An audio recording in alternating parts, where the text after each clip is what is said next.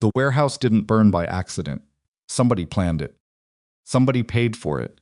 Somebody stood somewhere warm and dry and watched the building go up while a woman was still inside. That woman was Imani Bellrose. She was 33 years old, a forensic accountant who spent her days buried in spreadsheets that nobody else wanted to read.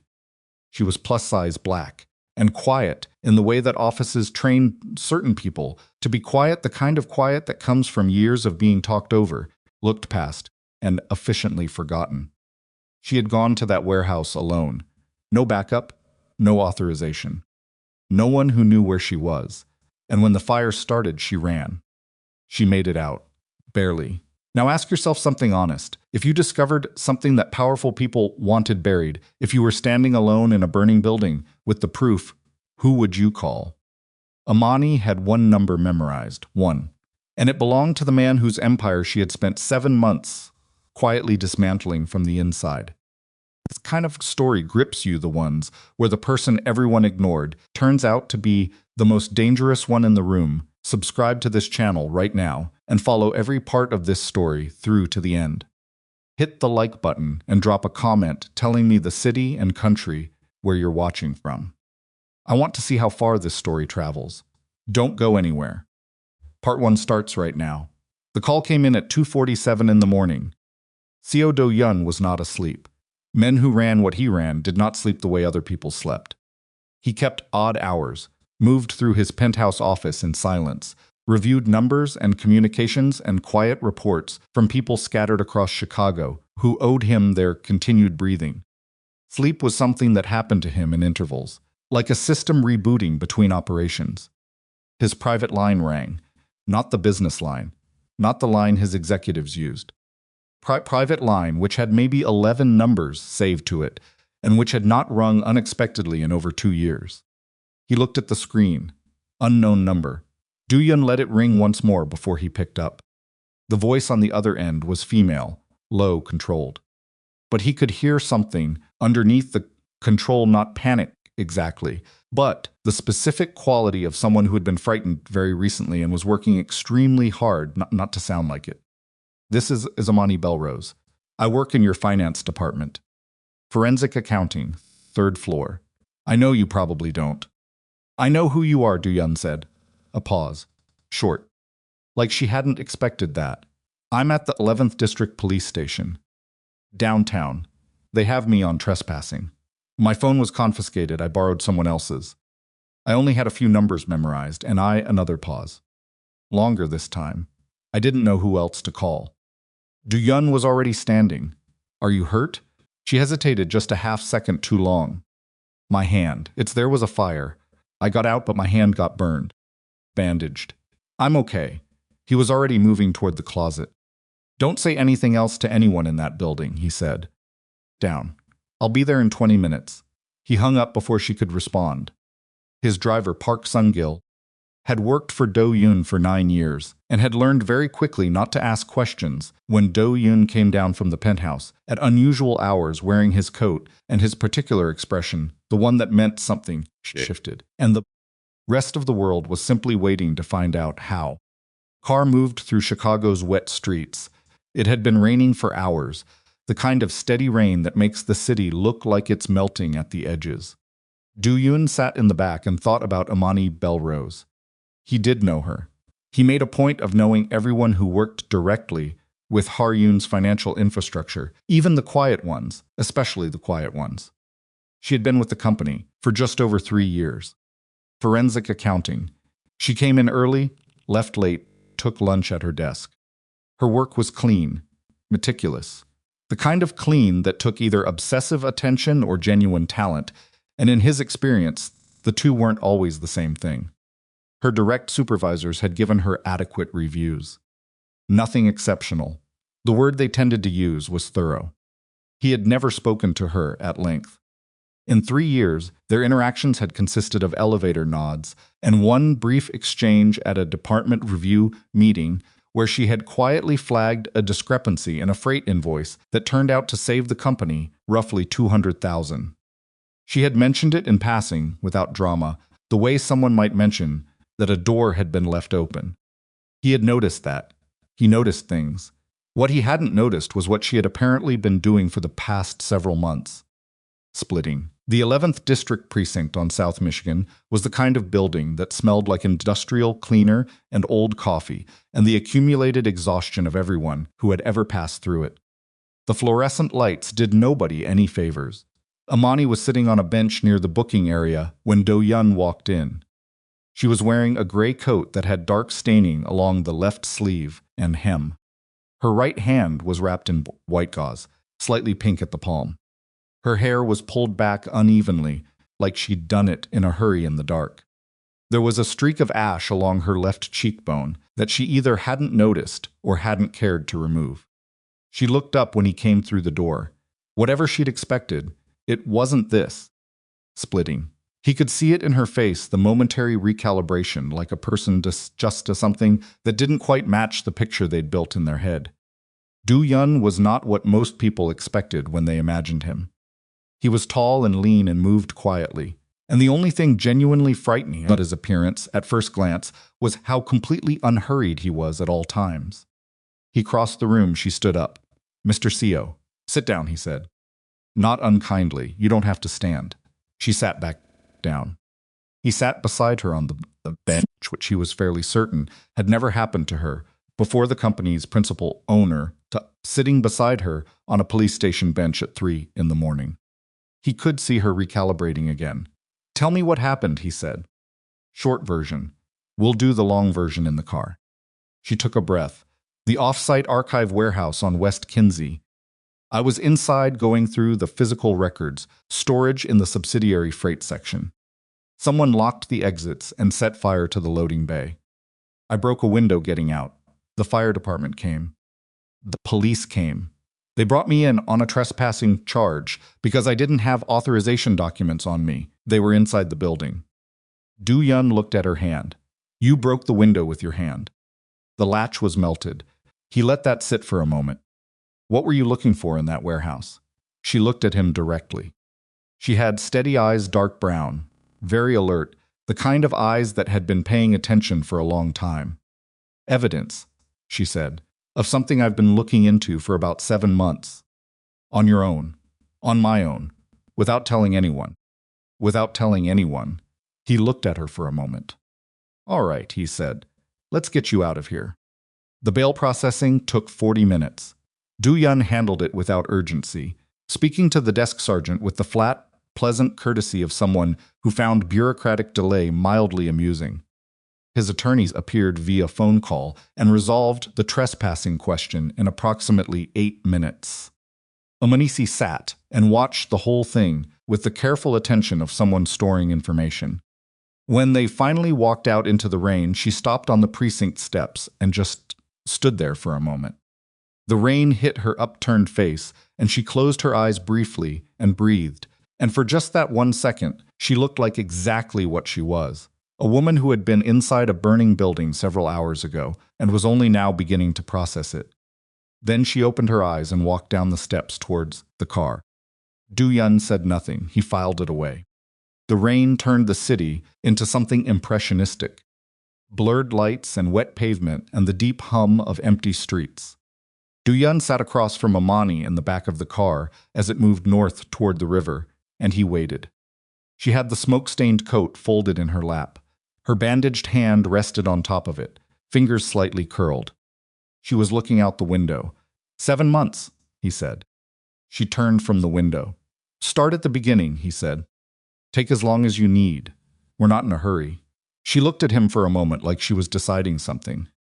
Then she started talking. It began, she told him, with a freight invoice. Not the one she'd flagged at the review meeting, a different one, 8 months ago, buried in a batch of routine subsidiary documents. Payment to a logistics vendor that didn't appear anywhere in the authorized vendor directory. Small, specific, the kind of thing that a less careful person would have marked as a data entry error and moved on. Imani did not move on. She pulled the vendor's registration. Then the associated bank routing, then the corresponding company filings, then everything connected to those filings. She did it quietly, through official channels she was legitimately authorized to access, and she did it slowly enough that nothing flagged. What she found over the following weeks was a network. Shell companies. Not sloppy ones, these were constructed carefully, layered through multiple jurisdictions, designed to look like legitimate entities at any individual glance. But when you held them all together and tracked the money across the layers, a pattern emerged. Someone inside Haryun Global was moving money out. Not in large, obvious amounts. In carefully calibrated increments, spaced to avoid triggering internal monitoring thresholds. Over 22 months, the total had reached approximately $4.3 million. That's conservative, she said. It could be higher. I couldn't access all the subsidiary ledgers from my clearance level. Do-yun was very still. Do you know who? He said. She looked at him. Yes, she told him. The silence in the car lasted exactly 6 seconds. Do-yun counted them without meaning to. Kwon Min-jae, his CFO, the man who had been beside him for over a decade. The man who knew the architecture of Haryun's financial structure better than almost anyone alive. The man Do-yun had trusted with things that required trust of a particular, irreplaceable kind. You're certain, Do-yun said. I have the routing records, the shell company registrations, the transfer timestamps, the beneficiary accounts, and 3 months of cross-referenced payment logs. She said it without heat. Flat. Like she was reading a list. I'm certain. Do-yun's private office occupied the upper northeast corner of Haryun's Chicago headquarters. At 4 a.m, the building was staffed only by security. The elevator required a specific card for the upper floors. Do-yun used his and said nothing during the ascent. Imani stood beside him in the elevator with her smoke-damaged coat folded over her uninjured arm. She was quiet in a way that wasn't uncomfortable. Most people, in her position escorted by their company's principal owner to his office in the middle of the night after being bailed out of jail, would have filled the silence with nervous talk. So she didn't. He respected that. The office was warm. Amber lighting because Do-yun had long ago ordered the overhead fluorescents disconnected. The city spread out through the floor-to-ceiling windows, still wet, still glowing. He gestured to the desk. She set the coat down, looked at it for a moment, then looked at him. There's more, she said. Tell me. He's not just taking money. She pulled the coat toward her and turned it inside out with practiced efficiency. She had clearly done this before, or rehearsed it. Along the inner lining, near the left seam, something had been sewn flat against the fabric. A thin packet wrapped in water-resistant plastic. She worked the seam open with her uninjured hand, her teeth helping when she needed them, and extracted it. Documents, folded, smoke-stained at the edges, but intact. She spread them across his desk carefully. He retained a federal defense attorney 7 weeks ago. I found the billing records through a connected entity his attorney is paid, through a shell company that runs through the same network as the freight payments, which is either very stupid or very confident. She paused. I think it's confident. He believes the architecture is invisible. He scheduled a meeting, Do-yun said. It wasn't entirely a question. 9 a.m. today. She tapped a document, the billing record. A calendar notation from an associated filing. He's going to walk into a federal office and trade what he knows about your organization in exchange for immunity from his own exposure. Do-yun looked at the documents. Then he looked at her. How did you get these? I built the trail backward from the attorney billing and connected it to public federal file calendars through a document request I submitted 6 weeks ago under a different department's authorization. Took a while. She said this without pride. Just explanation. He straightened up. His instinct, the one that had kept him alive and operational for 15 years, was already moving. He could reach out right now. Make 4 phone calls. Min-jae would not reach that federal building. The meeting would not happen. The problem would be resolved in the particular way that problems of that nature had always been resolved. He was already reaching for his phone. Wait, Imani said. He stopped. She was looking at him steadily. There's a third thing, she said. He put his phone down. They know I was investigating him, she said. The fire tonight wasn't random. Somebody told Min-jae I'd been pulling subsidiary records, and he had people track which locations I'd been accessing. The warehouse was the one place I hadn't physically visited yet that still held physical documents I needed. She let that land. They were trying to destroy the evidence before I got to it. They didn't know I was already inside. Do-yun absorbed this. They tried to kill you, he said. They tried to destroy evidence. If I happened to be in the building at the time, that was acceptable to them. That's the same thing. She looked at him. I know. The room was quiet for a moment. Outside, rain moved across the windows in slow sheets. Mr. Seo, she said, before you make any calls, I need you to hear the rest of what I've built. Because I don't think you need to stop him the way you're thinking of stopping him. He looked at her. She held his gaze. I already stopped him, she said. I just need you to let me finish. She walked him through it with the lights low and the rain against the glass, and the city spread out them like a circuit board. For 3 days before the fire, she had been constructing a parallel package. Every document she had accumulated over 7 months, the routing records, the shell company registrations, the billing trails, the transfer logs, the forensic reconstruction of the siphoning network assembled into a comprehensive whistleblower submission. Not for internal review. For the same federal authorities Min-jae was planning to approach at 9 o'clock that morning. If she submitted it before he walked through that door, his immunity negotiation would collapse. He would walk in expecting to be a witness and discover he was the subject. Everything he intended to trade, whatever he had assembled about Haryun's operations, would become secondary to the documented evidence of his own criminal exposure. His attorney would know within minutes. The meeting would implode. Do-yun stood at the window with his hands behind his back and listened to all of it. When she finished, the room was quiet. You did this alone, he said. Not a question. Yes, 7 months from your desk. From my desk. He turned from the window. She was standing at his desk with the smoke-stained documents spread before her and her bandaged hand resting at her side, and her expression was not triumphant or dramatic. It was the expression of someone who had finished a piece of difficult work and was now waiting for someone else to catch up. Do-yun thought about the quarterly reviews where his executives had described her as thorough. The encrypted terminal, he said, nodding toward the system at the end of his desk. You'll need secure access to submit. I know the submission portal.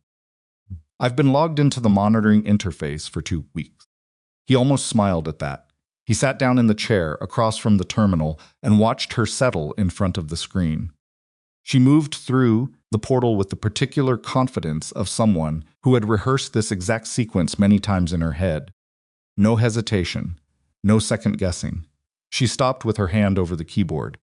Once I do this, she said, it doesn't stop, I know. Min-jae will know someone exposed him. The people who burned that warehouse, when they find out he's been arrested, they'll start thinking about what survived the fire. She looked at him. I survived the fire. I know that too, he said. She looked at the screen for a moment. Then she pressed the key. Confirmation appeared. Imani sat back and let out a slow breath. Not relief. Exactly. Something more like the release of pressure that had been building for months. Do-yun stood up. He walked to the other side of the desk and stood beside her, looking at the confirmation on the screen. You're not going back to the 3rd floor, he said. She looked up at him. From this point forward, he said, you work beside me. She didn't say anything for a moment. Then I have conditions. He raised an eyebrow. I need full access to the legitimate corporate accounts. All of them, no filters. And no one, not your executives, not your security people, not you can override an audit I initiate. Including me. Especially you, she said. That's not negotiable. He looked at her for a long moment. All right, he said. She held his eyes, checking. Then she nodded and looked back at the screen. Outside, the city was dark and wet, and the rain was finally beginning to slow. Somewhere across Chicago, federal systems were receiving a submission that would unravel Kwon Min-jae's carefully constructed escape before he ever got to use it. Imani Bellrose, who had spent 3 years being efficiently forgotten, had just made herself impossible to ignore. A sound grew spleeting, and somewhere in an office in a building he owned, the feared head of the Haryun organization was beginning to understand exactly what kind of person had been sitting unnoticed in his accounting department all along. She had seen the whole board. She had moved when she was ready, and she hadn't needed anyone's permission to do it. The confirmation sat on the screen for exactly 4 seconds before the system logged the submission timestamp and went dark. Imani stared at the blank confirmation screen and felt something she hadn't anticipated. Nothing. Not relief. Not satisfaction. Not the particular rush that movies always assign to moments like this. Just a low, hollow quiet, the kind that settles into the body after it's been running on adrenaline for hours, and the adrenaline finally runs out. Her hand hurt. She'd been managing the pain through focus, through the mechanical necessity of getting through each step of what needed doing, but now that there was no next step immediately demanding her attention, the burn announced itself with a dull, insistent throb that ran from her palm, up through her wrist and into her forearm. She pressed her bandaged hand gently against her thigh and breathed. Do-yun was standing by the window again. He'd moved there sometime during the last few minutes of the submission process. She wasn't sure exactly when, because she'd been focused on the screen. He stood with his hands in his coat pockets and his back partially to her, looking down at the wet city like a man calculating something that hadn't finished calculating yet. The silence stretched. Then he said, without turning, "How long before they know?" Imani thought about it. The submission routes through 2 federal intake offices before it hits an active investigator's queue. Normal processing time is 6 to 9 hours. She paused. But I flagged it priority tier 1 with corroborating documentation attached. That shortens it. I'd estimate an active investigator has eyes on it by 6:37 at the latest. Minjai's meeting is at 9, yes. Do-yun turned from the window. He looked at her in that way he had not aggressive. Not warm, just very precise, like he was reading something printed in small text. "So there's a window," he said. "Between now and when the investigators brief." "Yes. If something happened to the submission in that window." "It can't," she said. "The moment it was received, the system generated a case file. That file is distributed automatically to 3 separate intake nodes. You'd need simultaneous administrative access to all 3 to suppress it, and that access doesn't exist outside the federal system itself." He was quiet for a moment. "You thought about that," he said. "I thought about everything," she said. "I've had 7 months. He walked to the desk and sat down across from her. Not in his executive chair, in the visitor's chair, which she found strange. Like he'd made a decision about how this conversation should go, and the seating arrangement was part of it. He looked at the coat on the desk, the documents, still spread between them. "You should have told me," he said. The words were quiet, not angry, but there was something underneath them that was not nothing. Imani met his eyes. "Who would I have told me? 7 months ago, all I had was a suspicious invoice and a vendor number that didn't match any authorized directory listing. If I'd come to you with that, you would have forwarded it to your CFO for review." The silence that followed was a specific kind of silence. "Yes," Do-yun said finally. "I would have your CFO," she said, who was the subject of the investigation. He said nothing. He picked up one of the documents from the desk, the shell company registration, with Minjas T's connected entity threaded through it, and looked at it the way a man looks at something that should have been visible to him a long time ago, and wasn't. "He told me 6 months ago he thought someone in freight accounting was skimming," Do-yun said. "Small amounts. He recommended a departmental audit." Imani went still. "Did you conduct it?" she asked. "He conducted it. I gave him the authorization." She absorbed this. Minjai had audited his own theft and reported it clean. Of course he had.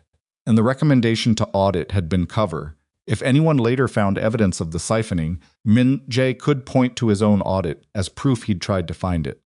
A man investigating himself to demonstrate his own innocence.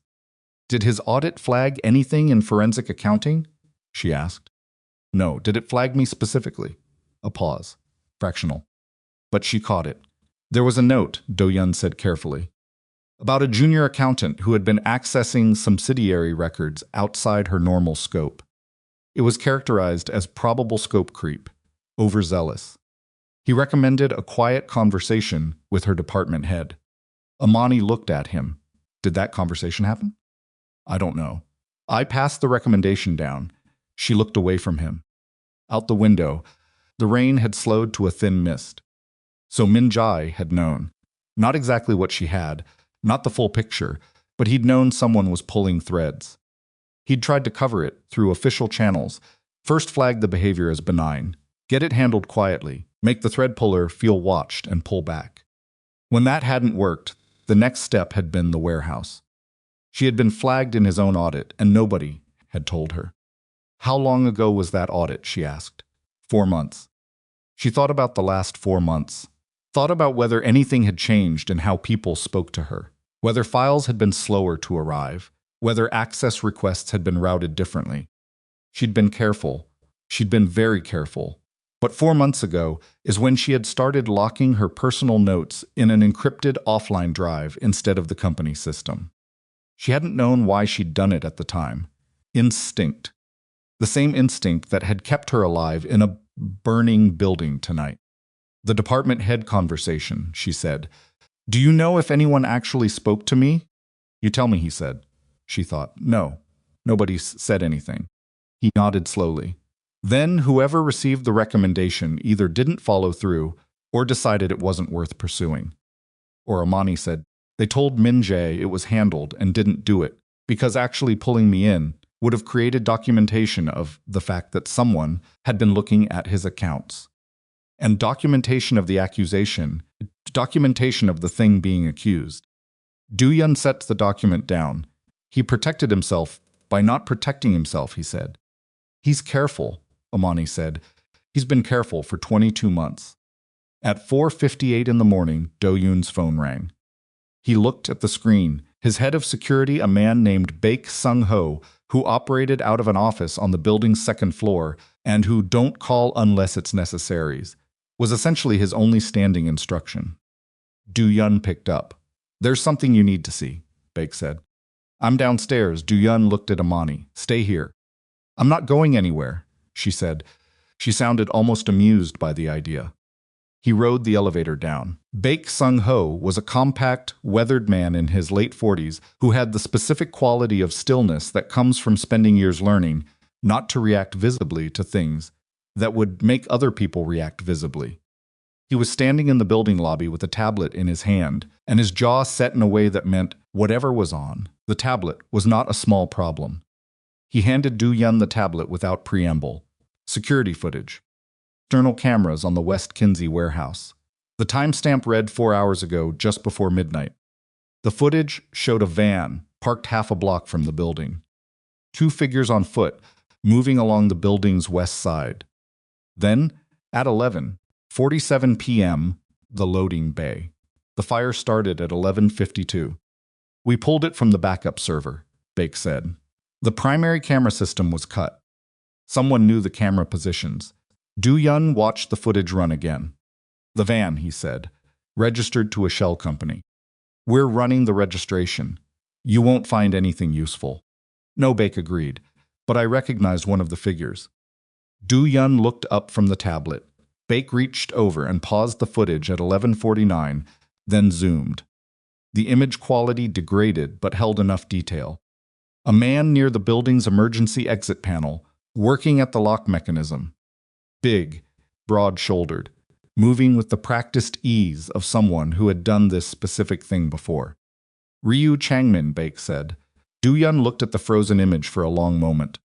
Ryu Changmin was not a freelancer. He was not a street-level operator. He was a man who worked for a very specific tier of client, the kind of client who could afford his particular expertise and whose operations required the kind of discretion that came with a very high price tag. He had worked for Haryun exactly once 4 years ago on a contract authorized by the CFO's office. Min Jae used our own vendor, Do-yun said. He used someone who already had legitimate documentation tying him to the company, Baek said. Changmin was ever connected to the fire, the trail would point into Haryun rather than specifically at Min Jae. Do-yun handed the tablet back. He stood there for a moment in the empty lobby, the building's climate control humming faintly around him, and felt something he rarely permitted himself to feel, the specific, corrosive sensation of having been managed. Min Jae hadn't just stolen money. He hadn't just prepared an exit. He had constructed a scenario in which, if anything unraveled, the damage would land on the organization rather than on him. The fire wasn't just evidence destruction. It was designed to look like Haryun cleaning up its own mess. If Chang Min is connected to the fire, Do-yun said, and Min Jae's name is anywhere near the investigation, the federal case becomes about us, Baek finished. Not about him. Find Changmin, Do-yun said. Don't touch him. I want to know where he is. Baek nodded. Do-yun rode the elevator back up. Imani had rearranged the documents while he was gone. She'd organized them into 3 separate groupings on the desk. The shell company materials, the transfer records, and the third stack she was still working through when he came back in. She had found a pen somewhere and was making small notations in the margin of a document with her left hand, the injured right hand resting flat on the desk beside her. She looked up when he came in. He sat down and told her about Chang Min. She listened without interrupting. When he finished, she set the pen down. He designed the exposure, she said. The fire was supposed to look like Haryun destroyed records to protect itself. Even if Min Jae's deal fell through, the federal investigation would open on the organization, not on him. He gets out either way. Yes. So the submission I made tonight becomes more complicated, Do-yun said. If Chang Min is found before Min Jae is arrested, Min Jae's attorneys will argue the arson was an internal Haryun operation, that the evidence I submitted was generated to cover a cover-up. Imani was quiet for a moment. Then we need Chang Min to stay exactly where he is, she said. Not found, not moved, not warned. The federal investigators need to find him through their own work, following the trail I built. If your people touch him first, it confirms the narrative Min Jae constructed. Yes. Do-yun looked at her. You understand what you're asking me to do. I'm asking you to do nothing, she said, which I recognize is probably the hardest thing you've been asked to do in a while. He held her gaze.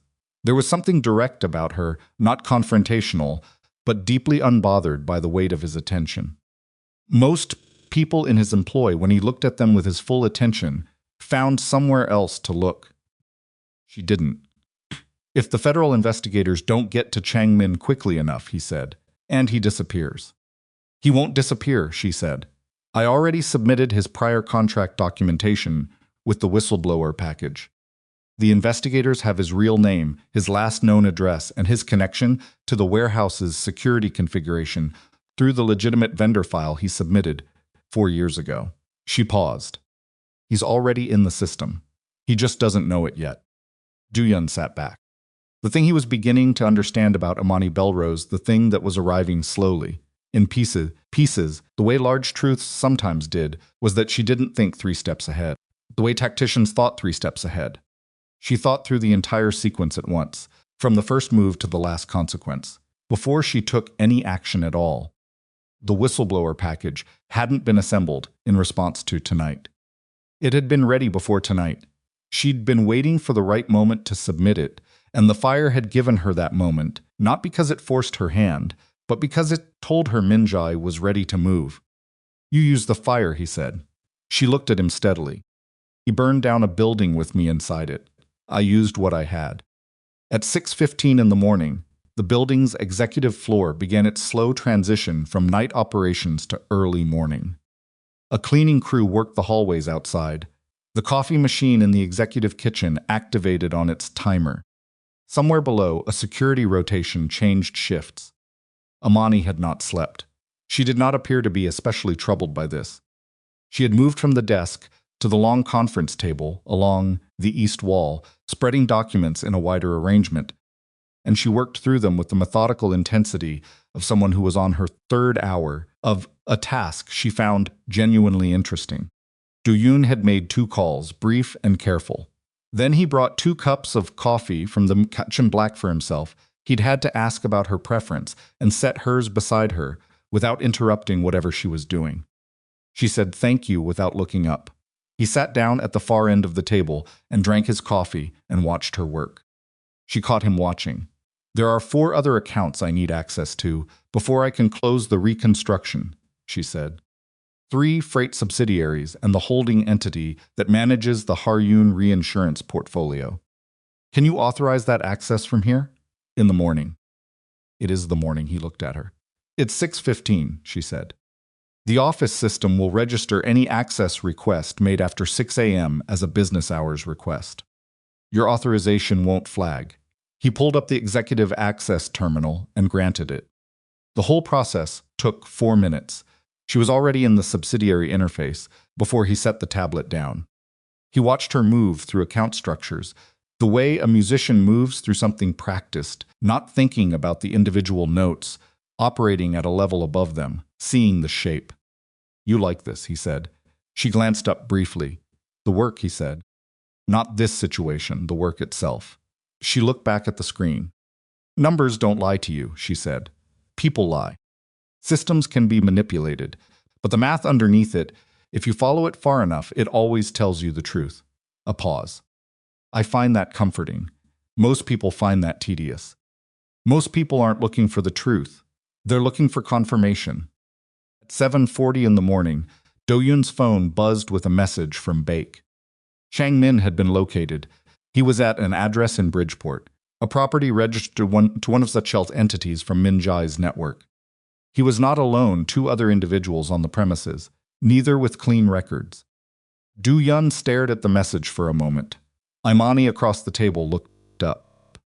She had gotten very good, apparently, at reading the quality of his silences. Changmin, she found. Bridgeport, one of Min Jai's shell properties. She set her pen down slowly. If your people go in, she started. I know, he said. The whole thing unravels. Min Jai's attorneys get a federal obstruction argument handed to them. I know, he said again. He put the phone down on the table. He did not send a response to Baek. Imani watched him. This is difficult for you, she said. It wasn't condescension. It was just observation. A man burned down a building with you inside it, he said. He is currently sitting in a property I can reach in 20 minutes. And you're asking me to sit here and drink coffee. I'm asking you to win, she said. Winning looks like Min Jai in federal custody with no argument for appeal and no damage trail redirected at Har-yun. That's winning. What you're thinking about doing, that's something else. It's also faster. It's also over, she said, not for him. For you. For the company.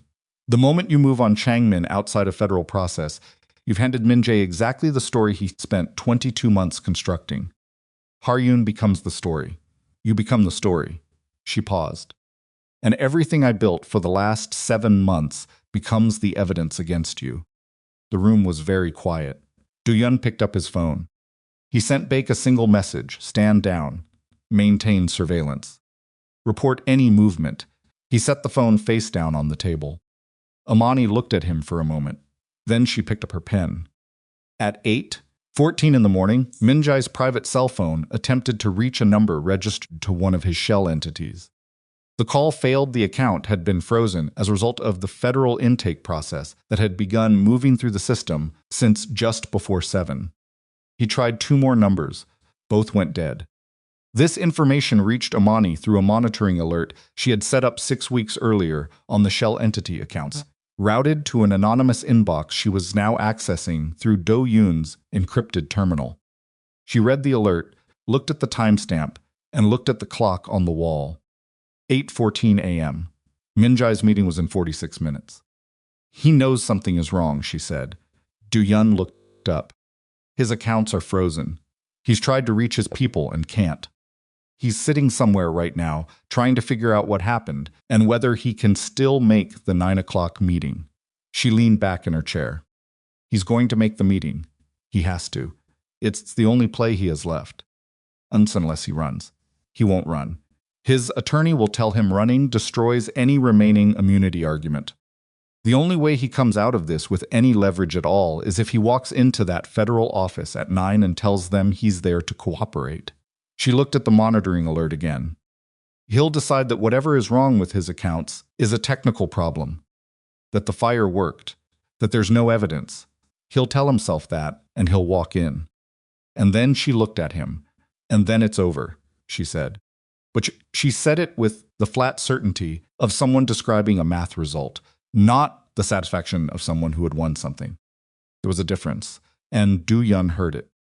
At 8:47 in the morning, Baek sent a second message. Changmin was moving, not toward Bridgeport's exits, toward a vehicle parked in the building's rear lot. He was loading something: bags, equipment, the specific choreography of a man preparing to not be findable. Do-yun read the message standing at the window. His hand on the phone was very still. If Changmin left the city before federal investigators reached him, the chain of evidence connecting the arson to Min Jae became circumstantial. Imani's documentation connected Changmin to the prior vendor contract. It connected the shell property to Min Jae's financial network. But a good defense attorney could argue those connections without physical presence to anchor them. Do-yun turned from the window. "Changmin is leaving," he said. Imani was already on her feet. She crossed to the terminal and pulled up the monitoring inbox. Her fingers moved fast, finding a secondary alert she had set, a federal case intake number she had received in the original submission confirmation. She opened a supplemental evidence submission portal. "What are you doing?" he asked. The submission included everything I had as of last night. There's a supplemental channel for time-sensitive additions. She pulled up the Bridgeport address documentation, the shell entity registration, the connection to Min Jae's network, and began uploading it alongside a timestamp note and baked surveillance report that Do-yun forwarded to her without being asked. Her injured hand hit the edge of the keyboard wrong, and she made a sharp sound between her teeth, not a cry, just the involuntary noise of pain landing, and kept typing. "Imani, I'm fine," she said. "Give me 2 minutes." She had 1 minute and 40 seconds before Bake sent a third message saying Changmin's vehicle was moving north on Halstead. She submitted the supplemental package at 8:51 a.m. She sat back and pressed her bandaged hand against her chest and breathed carefully through her nose. Do-yun was standing 2 feet behind her. He had not moved during the last 4 minutes. A sound like green wood splitting, his hands were at his sides and his jaw was tight, and he was doing the thing that was hardest for him: nothing, with the visible effort of a man holding a door shut against significant pressure from the other side. The supplemental submission confirmation appeared on screen. Imani stared at it. "The investigators have the Bridgeport address and Changmin's vehicle descriptions as of 8:51, she said. "They have everything they need to pick him up before he leaves the city." "They move fast enough," Do-yun said. "They'll move," she said.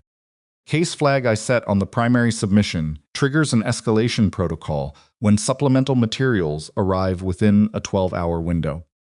An active investigator already has this file. They're not going to sit on it." She turned to look at him. He was looking at her hand. The gauze had a faint dark bloom near the palm pressure, had opened something. She hadn't noticed, or had noticed, and filed it away as a problem for later, which was entirely consistent with everything else about her. "You need to have that looked at," he said. "I need to know Min Jae walks into that federal building at 9 o'clock. "You need both," he said, "and I can make sure the second one happens, whether or not you're sitting at this terminal." She looked at the clock. 8:53 a.m. She looked at the screen, then at her hand, then at him. 7 minutes, she said. "I'll have someone here in 4, he said. He was already on the phone. She turned back to the screen, pulled up the case monitoring interface, and sat there, her injured hand held slightly away from her body and her eyes on the federal intake status display and the clock on the wall and the door and everything at once. The way she had been watching everything at once for 7 months from a desk in the corner of a room where nobody thought to look. At 8:58 in the morning, the federal case status changed from intake processing to active investigation escalated. At 9:03, a medical assistant arrived on the executive floor. At 9:07, Kwon Min Jae walked into a federal office in downtown Chicago carrying a briefcase full of information he believed was going to save him, and discovered that the people waiting for him already knew his name for an entirely different reason. Imani was having her hand redressed when Do-yun got the call confirming it. He walked to the doorway of the small room where she sat with her arm extended and her face turned away from whatever the assistant was doing to her palm, and he said quietly, he walked in. She didn't turn her head, but something in her shoulders, the particular set of them, the held-up quality that had been there since he first saw her on that precinct bench, shifted very slightly downward. like a load that had been redistributed. Not removed, but redistributed into something more bearable. Okay, she said, just that. Outside the window, Chicago moved into its morning with no knowledge of what had just been set in motion inside a building above the river by a woman with a burned hand and a 7-month trail of evidence and the particular devastating patience of someone who had spent years being underestimated and had decided quietly to make it count. The medical assistant's name was Yoon, and he worked fast and quiet, which Imani appreciated. He had the old gauze off and the wound cleaned and the new dressing applied in under 8 minutes, and he said almost nothing during the process, except to warn her twice before he touched something that was going to hurt. She stared at the wall and let him work. The burn covered most of her right palm and curled around the base of her thumb. 2nd degree in 2 places. Yoon told her she needed a proper clinic visit within 24 hours, and she said she would arrange it, and they both understood that she probably wouldn't, not today. When he was done, she flexed her fingers experimentally. The new bandaging was cleaner, tighter, better anchored.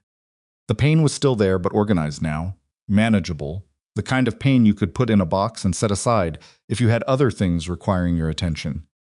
She had other things requiring her attention.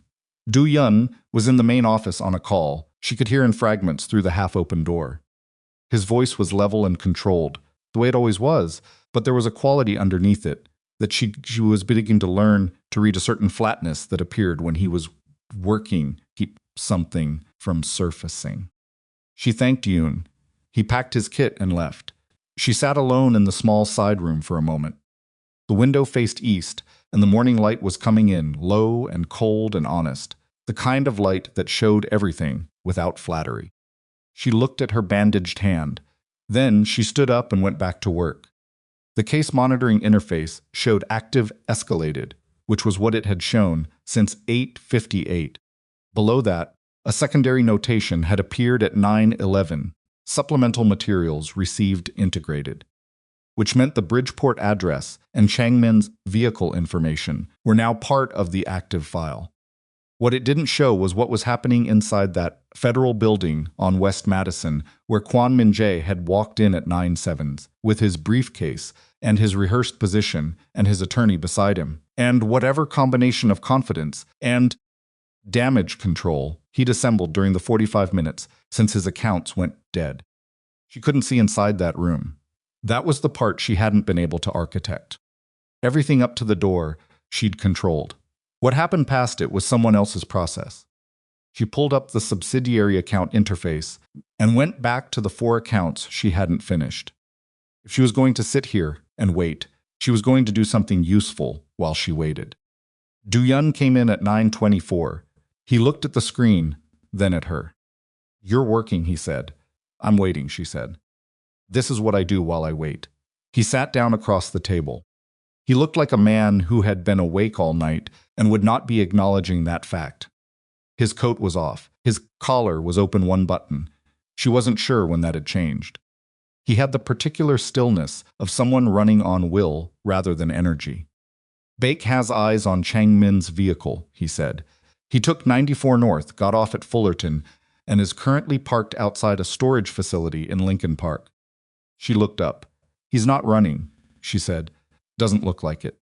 He's retrieving something." She thought about it.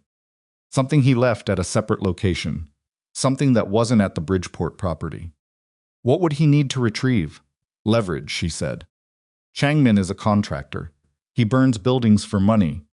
He doesn't burn buildings for loyalty. If Min-jae is compromised and can't pay, Changmin needs something to negotiate with on his own behalf. Do-yun's expression didn't change, but she could feel the recalibration happening behind his eyes. "He has documentation," Do-yun said. "He's a professional. Of course he has documentation. He keeps records of every contract he takes because contracts are the only thing protecting him from being used as a disposable asset. If Min-jae goes down, Changmin needs to be able to say, here is what I was paid to do. Here is who paid me. Here is the chain of communication." Which implicates Min-jae. Yes, and also reconstructs the entire operation in more detail than what we submitted. She looked at him. Potentially. depending on what he has. Do-yun pulled out his phone and sent a message to Baek. Don't let him leave that facility with whatever he came for. Imani watched him send it. If Baek intercepts him, she started. Baek won't touch him, Do-yun said. I told him to watch. Not act. She wasn't entirely convinced. There was a translation problem between what Do-yun said and what his people understood him to mean, and she was only beginning to get a sense of where the gaps were. Storage facility, she said. Is it within the federal jurisdiction, covered by the case flag I submitted? All of Cook County is. She turned back to the terminal and opened the supplemental submission channel again. If I add the storage facility location and the vehicle movement log from Baek's surveillance, that information came from my security apparatus, Do-yun said. Using it as federal evidence, the vehicle is on public roads. The storage facility is accessible from a public street. Baek didn't enter any private property to observe it. She looked at him. The monitoring is legal. The submission of the information is legal. The only question is whether it helps or hurts. It tells the investigators that my security team was watching Changmin. It tells them that someone flagged his location in connection with the case and reported it through official channels. She paused. Which is exactly what happened. He held her gaze for a moment. Do it, he said. She submitted the update at 9:31. At 9:44, everything changed. She was midway through the third subsidiary account when the monitoring interface generated an alert she hadn't configured and didn't recognize. Not a case status update. A different notification type, a flag she had to read twice before she understood what she was looking at. The federal intake case she had opened the night before had been merged. Not closed, merged, absorbed into a pre-existing case file that carried a classification she couldn't access with her monitoring credentials. She stared at the screen, Do-yun. He was across the room on another call. He looked up at her tone and ended the call. She pointed at the screen. He crossed to her and read it. The silence lasted about 4 seconds. What does that mean? He asked. It means there's already an open federal investigation that overlaps with what I submitted, she said. They folded my case into theirs because the subjects are the same or connected.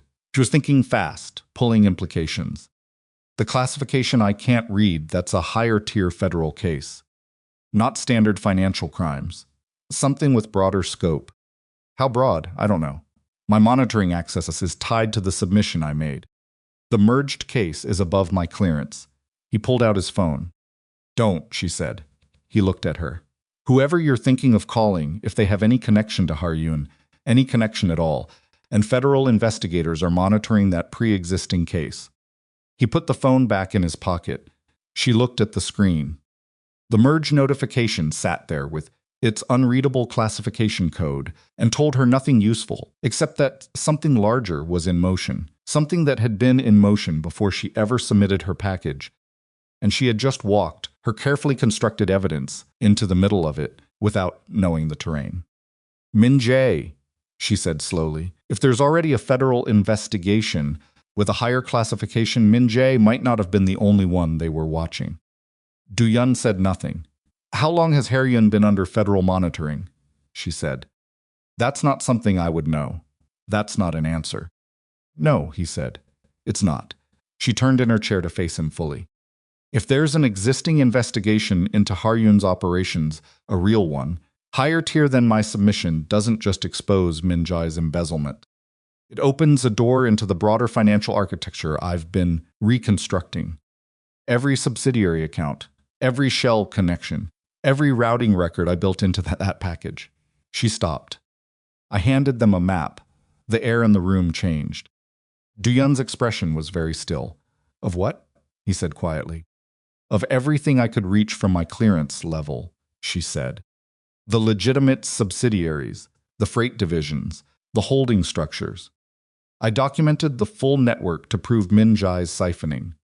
The siphoning runs through the same infrastructure as everything else. She watched him absorb this. How complete is the map? He said. Complete enough, she said, for someone who already knows where to look. He walked to the window.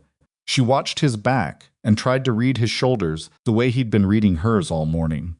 There are things in Har-yun's structure, he said. Without turning, that are not part of the legitimate corporate operation. I know, she said. He turned. You know, he said. I've been in those accounts for 7 months, she said. I'm a forensic accountant. I know what legitimate freight revenue looks like, and I know what it doesn't look like, and I know the difference between aggressive but legal tax positioning and something else. She kept her voice level. I didn't document the something else. I specifically built the package around the legitimate infrastructure and Min Jae's theft from it. I left everything else out. Why? She looked at him directly. Because my job was to stop Min Jae from destroying you with a federal deal. Not to hand you over to the federal government myself. The room was very quiet, but if the existing investigation already has what you left out, he said. Then what I submitted fills in the gaps they were missing, she said. And together, it's a complete picture. She said it flatly, because there was no version of saying it that made it better. Do-yun put his hands on the back of a chair and stood there. She had built the most careful surgical package she knew how to build.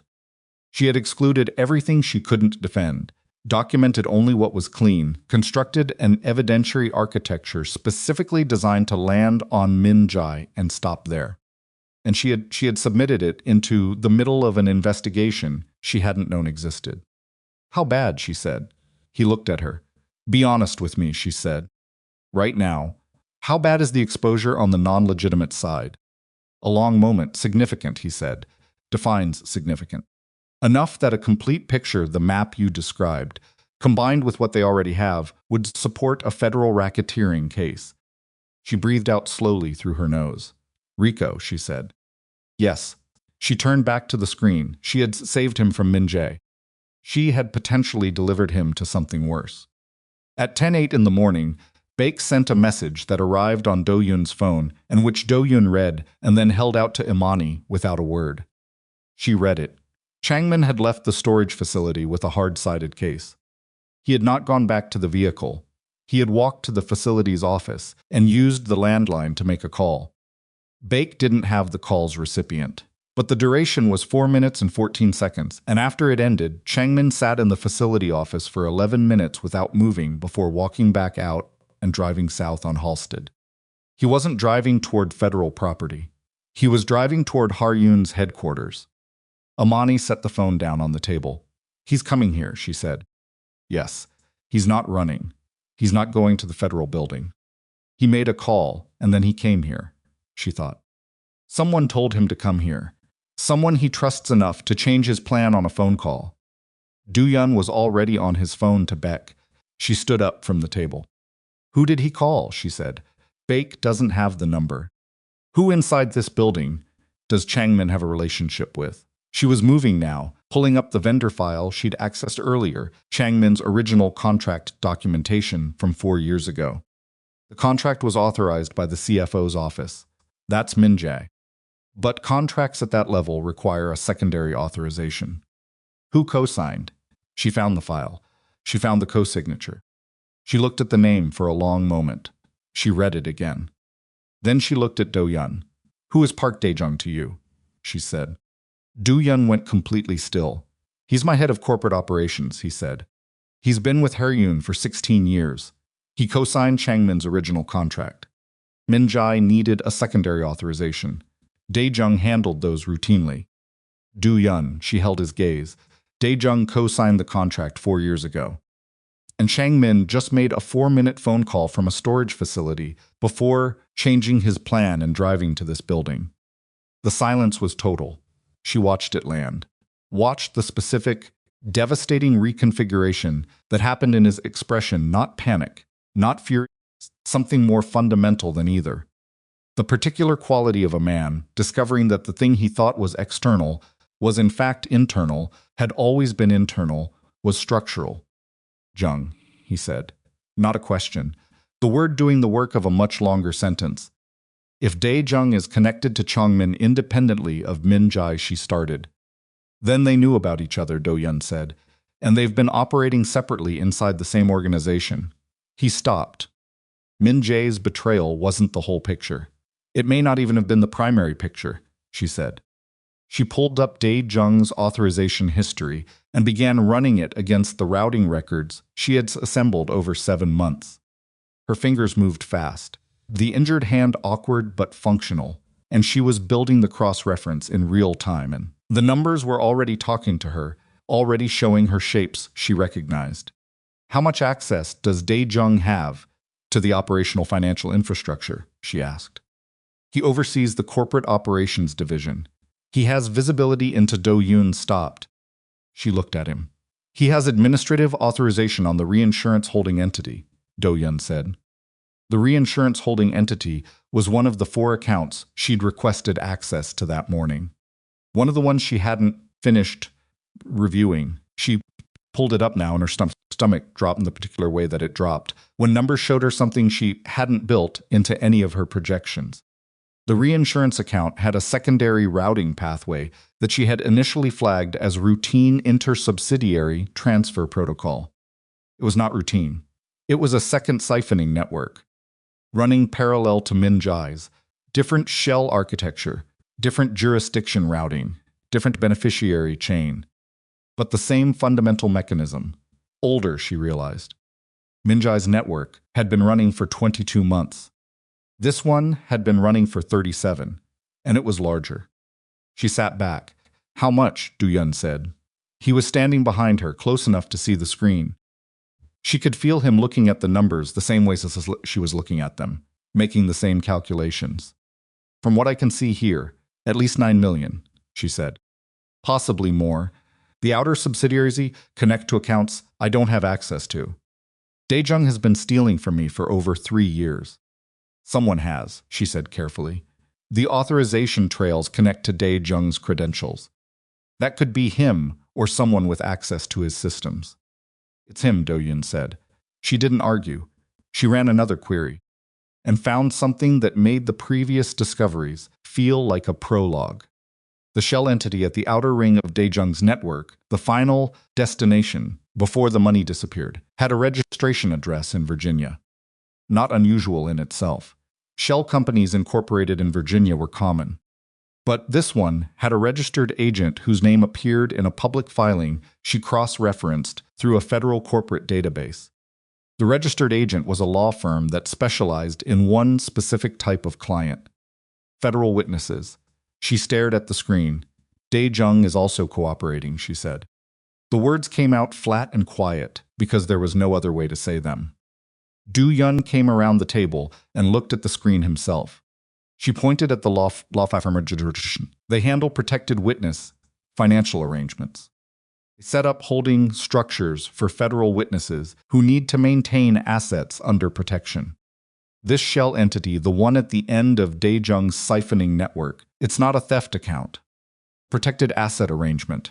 He's not stealing money to get rich. He's moving it somewhere that survives federal asset forfeiture. He's a witness, Do-yun said. He's been building toward it, she said.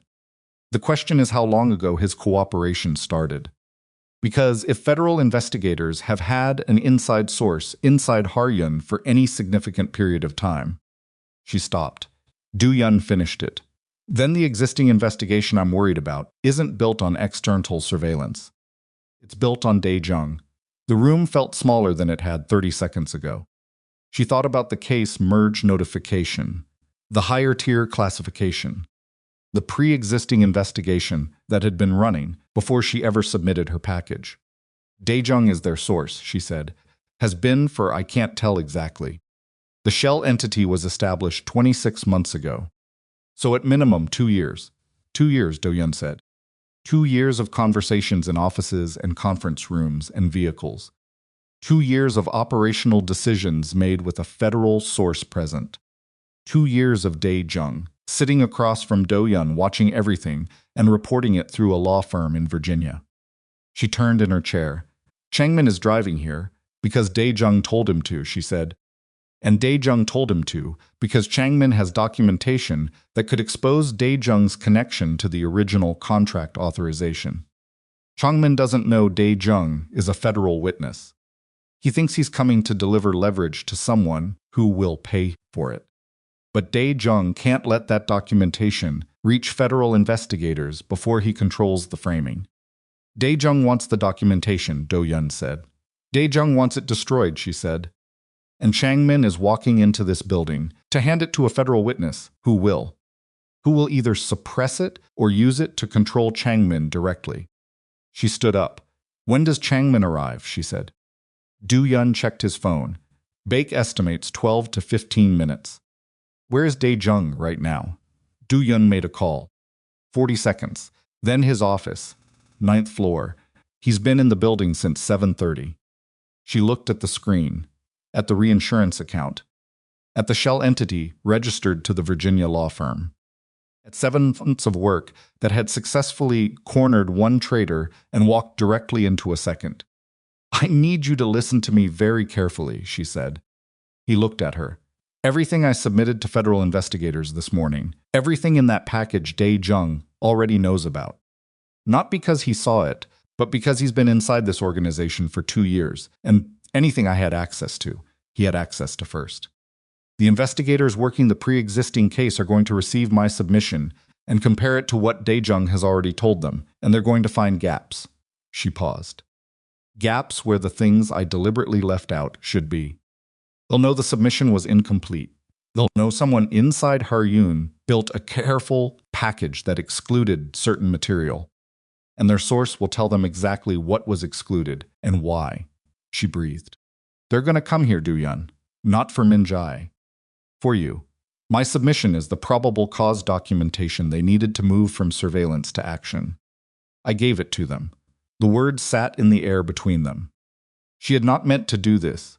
She had built the most careful structure she could build with the information she had and the access she had and the 7 months she'd spent learning the territory. She had been surgical and deliberate, and she had left out everything that wasn't clean.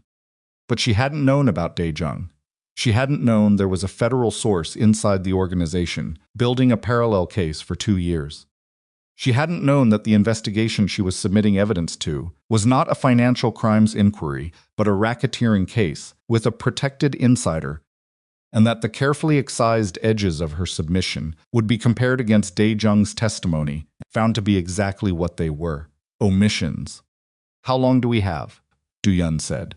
She thought about processing timelines. About how long it took for a merged case with an escalated flag to generate a warrant recommendation. About the distance between federal intake and a judge's desk on a Tuesday morning in Chicago. Hours, she said. Maybe less, depending on how far along the pre-existing case was before I submitted. He looked at her. She looked at him. This was the thing she hadn't built a plan for, because she hadn't known it existed. She had spent 7 months solving one problem with meticulous, exhausting care, and in the act of solving it, she had exposed herself and him to a problem she couldn't solve the same way. There was no surgical package she could build for this. There was no evidence trail she could construct that would navigate around 2 years of federal witness cooperation. Dae-jung is on the 9th floor, she said. Changmin is 12 minutes away. The federal case has my submission and his testimony. And whatever you were planning to do when this was over, whatever version of normal you thought came. After 9 o'clock this morning, it's not available anymore. Do-yun said nothing. The only play left, she said, is one I don't know how to build from a desk. She stopped there because she'd reached the edge of what she could plan, and she knew it. And Imani Bellrose had enough honesty to stop talking when she got to an edge, rather than pretend it wasn't there. Do-yun walked to the window. He stood there with Chicago spread out below him in the cold morning light, and his hands at his sides, and his face turned away from her. And she watched his reflection in the glass and saw the specific quality of a man deciding something that once decided could not be undecided. Then he turned around. Call Baek, he said. Tell him to stop Changmin's vehicle 2 blocks from this building and hold him there. Don't explain. Just hold. And Dae-jung, Do-yun said, is going to tell me exactly how far the federal case has progressed. Because I am going to walk into his office and ask him, and he is going to tell me, because the alternative is that he explains to his federal handlers why he was running a $9 million personal siphoning operation out of a protected witness arrangement for 37 months while cooperating with the government. She stared at him. You're going to threaten your own federal witness, she said. I'm going to have a conversation with a man who has been sitting in my building for 16 years stealing from me while wearing a wire, he said. The nature of the conversation will depend on him. Do-yun, if you walk into that office and he's actively cooperating, anything he records in that room. Then I won't say anything he can use, he said. I'll say exactly what I know and ask exactly one question and let him decide what that means. She looked at him. This was a version of Do-yun she had not seen yet. Not the controlled man with the flat, careful voice. Not the man who had sat beside her on a police bench or brought her coffee or held himself back from 3 different impulses she could see him fighting all morning. This was the version of him that had built an organization and kept it running for 15 years. She understood, suddenly and completely, that there were things about what she had walked into that her 7 months of careful accounting had not prepared her for, and that the next few hours were going to require a different kind of intelligence than the kind she kept in spreadsheets. I'm coming with you, she said. No, Dae-jung doesn't know what I found this morning. He doesn't know I have the reinsurance account documentation, or the Virginia shell entity, or the law firm connection. If he doesn't know what I have, he can't calibrate how much of it your investigators could have independently reached. She stood up. I'm the only variable he can't account for. That makes me useful in that room. Do-yun looked at her for a long moment. Outside, somewhere below the building, Ryu Changmin's vehicle was moving through Chicago's morning traffic toward a meeting that was about to be redirected, carrying documentation that could reshape everything, still in play. Stay behind me, Do-yun said. Obviously, she said. She picked up her phone and called Bake and told him to stop the vehicle on the corner of Wacker and Franklin, 2 blocks north, and to tell Changmin that there had been a change of meeting location and someone would reach him shortly. Then she followed Do-yun to the elevator. Her hand throbbed under the fresh bandaging. The elevator doors closed. The 9th floor was 4 floors below. And Imani Bellrose, who had spent 7 months solving problems from the safety of a desk, was about to walk into a room with no desk, no terminal, no submission portal, and no architecture she had built in advance to protect her nothing except what she knew and the particular hard-won capacity of a woman who had taught herself to read rooms the same way she read numbers, by paying attention to everything, trusting nothing at face value, and following the truth wherever it went, even when it went somewhere she hadn't planned for. The elevator descended. The elevator stopped at 9. The doors opened onto a hallway that looked like every other hallway in the building, gray carpet, recessed lighting. The faint hum of climate control, except that Imani had never been on this floor before and didn't know its geometry. She filed that away as they stepped out. Know the room before you need to leave it fast. Do-yun walked like he always walked, unhurried. Not slow, there was a distinction she was beginning to understand. He moved at a pace that said the speed of everything around him was a choice he was making, rather than a condition he was subject to. She matched it. Dae-jung's office was at the far end of the corridor, corner position, which meant windows on 2 walls and more light than anywhere else on the floor. The door was closed. Through the glass panel beside it, she could see him at his desk, a heavy-set man in his mid-50s, silver-haired, reading something on a tablet. He looked like every senior corporate executive she had ever worked for. Solid, established. The kind of man whose age and posture communicated that he had been trusted for a long time, and intended to go on being trusted. Her stomach tightened. Do-yun didn't knock. He opened the door and walked in, and Imani came in behind him, and Do-yun closed the door with a quiet, deliberate click that was somehow more alarming than a slam would have been. Dae-jung looked up from the tablet. For 1 second, just one something moved across his face. Not guilt, not fear, something faster and more instinctive than either. A calculation. She saw it happen, and saw it close, and by the time Do-yun had crossed to the center of the room, Dae-jung's expression had reorganized itself into the practiced warmth of a man who had been performing reliability for 16 years. Do-yun, he said. He set the tablet face down on the desk. She noticed the face down and started to stand. Stay seated, Do-yun said. Dae-jung registered the tone. He stayed seated. His eyes moved to Imani just briefly, an assessment, and moved back to Do-yun. This is unexpected, Dae-jung said. I heard there was some kind of incident with the Min-jae situation this morning. I was going to Ryu Changmin, Do-yun said. The name landed in the room like something dropped from height. Dae-jung's face did nothing, which was itself a thing. I don't know that name, Dae-jung said. You co-signed his vendor contract 4 years ago, Do-yun said. Corporate Operations Authorization. Secondary signature. Your name is on the document. I co-signed dozens of vendor contracts. I don't remember every he burned down the West Kinsey warehouse last night, Do-yun said. He was paid through Min-jae's shell network, but Min-jae didn't find him. The original contract authorization came through your office. And 40 minutes ago, he made a phone call from a storage facility in Lincoln Park before changing his route to drive here. Dae-jung looked at Do-yun. I don't know what you think you. He called you, Do-yun said. The room was very quiet. Imani stood near the door and watched Dae-jung's hands. They were resting flat on the desk, and they were very still. The stillness of someone exercising control over them.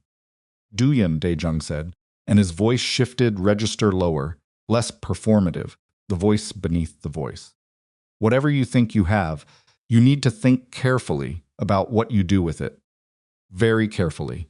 Tell me about the reinsurance account, Do-yun said. Pause. Tell me about the Virginia law firm, Do-yun said. Something happened in Dae-jung's eyes. Not fear exactly. The recognition that the distance he had believed existed between himself and this conversation was shorter than he had calculated. She saw him measuring what Do-yun knew against what he could still protect. The math running fast and private behind a face that had spent 16 years learning not to show its math. I want an attorney present, Dae-jung said. You have one, Do-yun said. In Virginia. I'm told they specialize in federal witness arrangements. The silence this time had a different weight. Dae-jung looked at Imani. Who is she? He said. Not hostile. Careful. She's the person who found your reinsurance account this morning, Do-yun said. The one you've been routing through the holding entity for 37 months. Dae-jung turned his gaze back to Do-yun. You don't want to do this, he said. Tell me what I want, Do-yun said. You want to walk out of this building with your operation intact. You want Min-jae handled. You want to go back to running your company. Dae-jung's voice was steady. Steady in the way of a man who had sat across from adversarial parties many times and knew how to use stesises as a weapon. What you don't want is to have this conversation. Because the moment you have this conversation, you've made a decision about me. And that decision has consequences that you haven't fully considered. Walk me through the consequences, Do-yun said. Dae-jung looked at him for a long moment. There is a federal case, he said. It has been open for 22 months. I am a cooperating source. There are agents who know my name, who know my position, who have protocols in place for my protection. If anything happens to me, if I miss a check-in, if I become unreachable, those protocols activate automatically. He paused. You can't make me disappear. The disappearing would be louder than anything I've told them. Do-yun said nothing, but Dae-jung continued. I haven't told them everything. There are things I've withheld, strategically, because I understand the value of what I have, and I understand the value of what I haven't given them yet. Another pause. That's negotiable, depending on how this conversation goes. Imani looked at Do-yun's back. She could see the line of his shoulders. She could see the specific quality of stillness that was not calm, but its opposite, the stillness of something with enormous pressure behind it. She spoke. The reinsurance account, she said. Dae-jung looked at her. The 9 million you've been moving through it, she said. Your federal handlers know about it? A beat. Parts of it. Which parts? Silence. The Virginia shell entity, she said. The law firm registration. Did you disclose the full amount of personal funds you've been accumulating under protected status? Dae-jung's jaws moved slightly. Because protected witness financial arrangements have disclosure requirements, she said. Federal witnesses aren't permitted to profit from their cooperation. If you've been siphoning $9 million into a protected account while simultaneously providing testimony, that's not whistleblowing. That's running a parallel criminal enterprise under federal cover. She kept her voice level. And if your handlers don't know the full amount, if there's a gap between what you disclosed and what I found this morning, then you're not a protected witness. You're an exposed one. The room was so quiet she could hear the building's ventilation system. Dae-jung looked at her the way someone looks at a threat they didn't see coming from the direction it came from. You submitted evidence this morning, he said slowly. Yes. To the federal intake system. Yes. A comprehensive package. Financial documentation, routing records, shell company architecture. His voice was doing the math out loud. And your package was merged into the pre-existing case. Yes. Which means the investigators handling my cooperation have your documentation in front of them right now. And they're comparing it to what I've given them. He stopped. And there are gaps. There are gaps, Imani said. Dae-jung looked at her for a long moment with an expression she couldn't entirely read. Not respect. Something more complicated. The look of a man recalibrating against a variable he'd miscounted. You left the gaps deliberately, he said. I submitted what was relevant to Min-jae's exposure, she said. I'm a forensic accountant. I follow the numbers I'm given authorization to follow. But you found the reinsurance account this morning. This morning, she said, after submission, which means it wasn't in the package. His eyes moved between her and Do-yun. She could see him calculating whether this was a negotiating position or an actual structural gap in the evidence. Whether she was bluffing about the discovery timing. Whether the reinsurance account documentation was in federal hands or wasn't. It wasn't. She hadn't submitted the supplemental yet. There hadn't been time, and then everything had moved too fast. She did not tell him that. What do you want? Dae-jung said, talking to both of them. But his eyes stayed on her, because he'd understood something in the last 2 minutes that she could see him understanding. I want to know how far the federal case has progressed, Do-yun said. I want to know who else inside this organization is cooperating, Imani said. Dae-jung's eyes moved to her. Someone else? Do-yun said. She hadn't told him that part yet in it. There hadn't been time. But the reinsurance account architecture, the way it was structured, the specific shell entities used at the outer layers, she had seen similar architecture in one other place during her 7 months of review. An account she had attributed to a routine inter-subsidiary arrangement and moved past. She hadn't moved past it. She'd marked it and filed it and come back to it twice and still couldn't tell if it was what she thought it was. Now she thought it was what she thought it was. How many sources does the federal case have inside Hae-ryun? She said to Dae-jung. Dae-jung looked at the desk. 2, he said. Do-yun moved. Not fast, not dramatic. He took 2 steps toward the desk and put both hands on its surface and leaned forward, and the quality that came off him, in that moment, the thing she had felt in the car and in the office and in various other rooms during the past 7 hours, was at full volume now. Not controlled, not quiet, not managed. Just present. Who, he said. Dae-jung leaned back in his chair.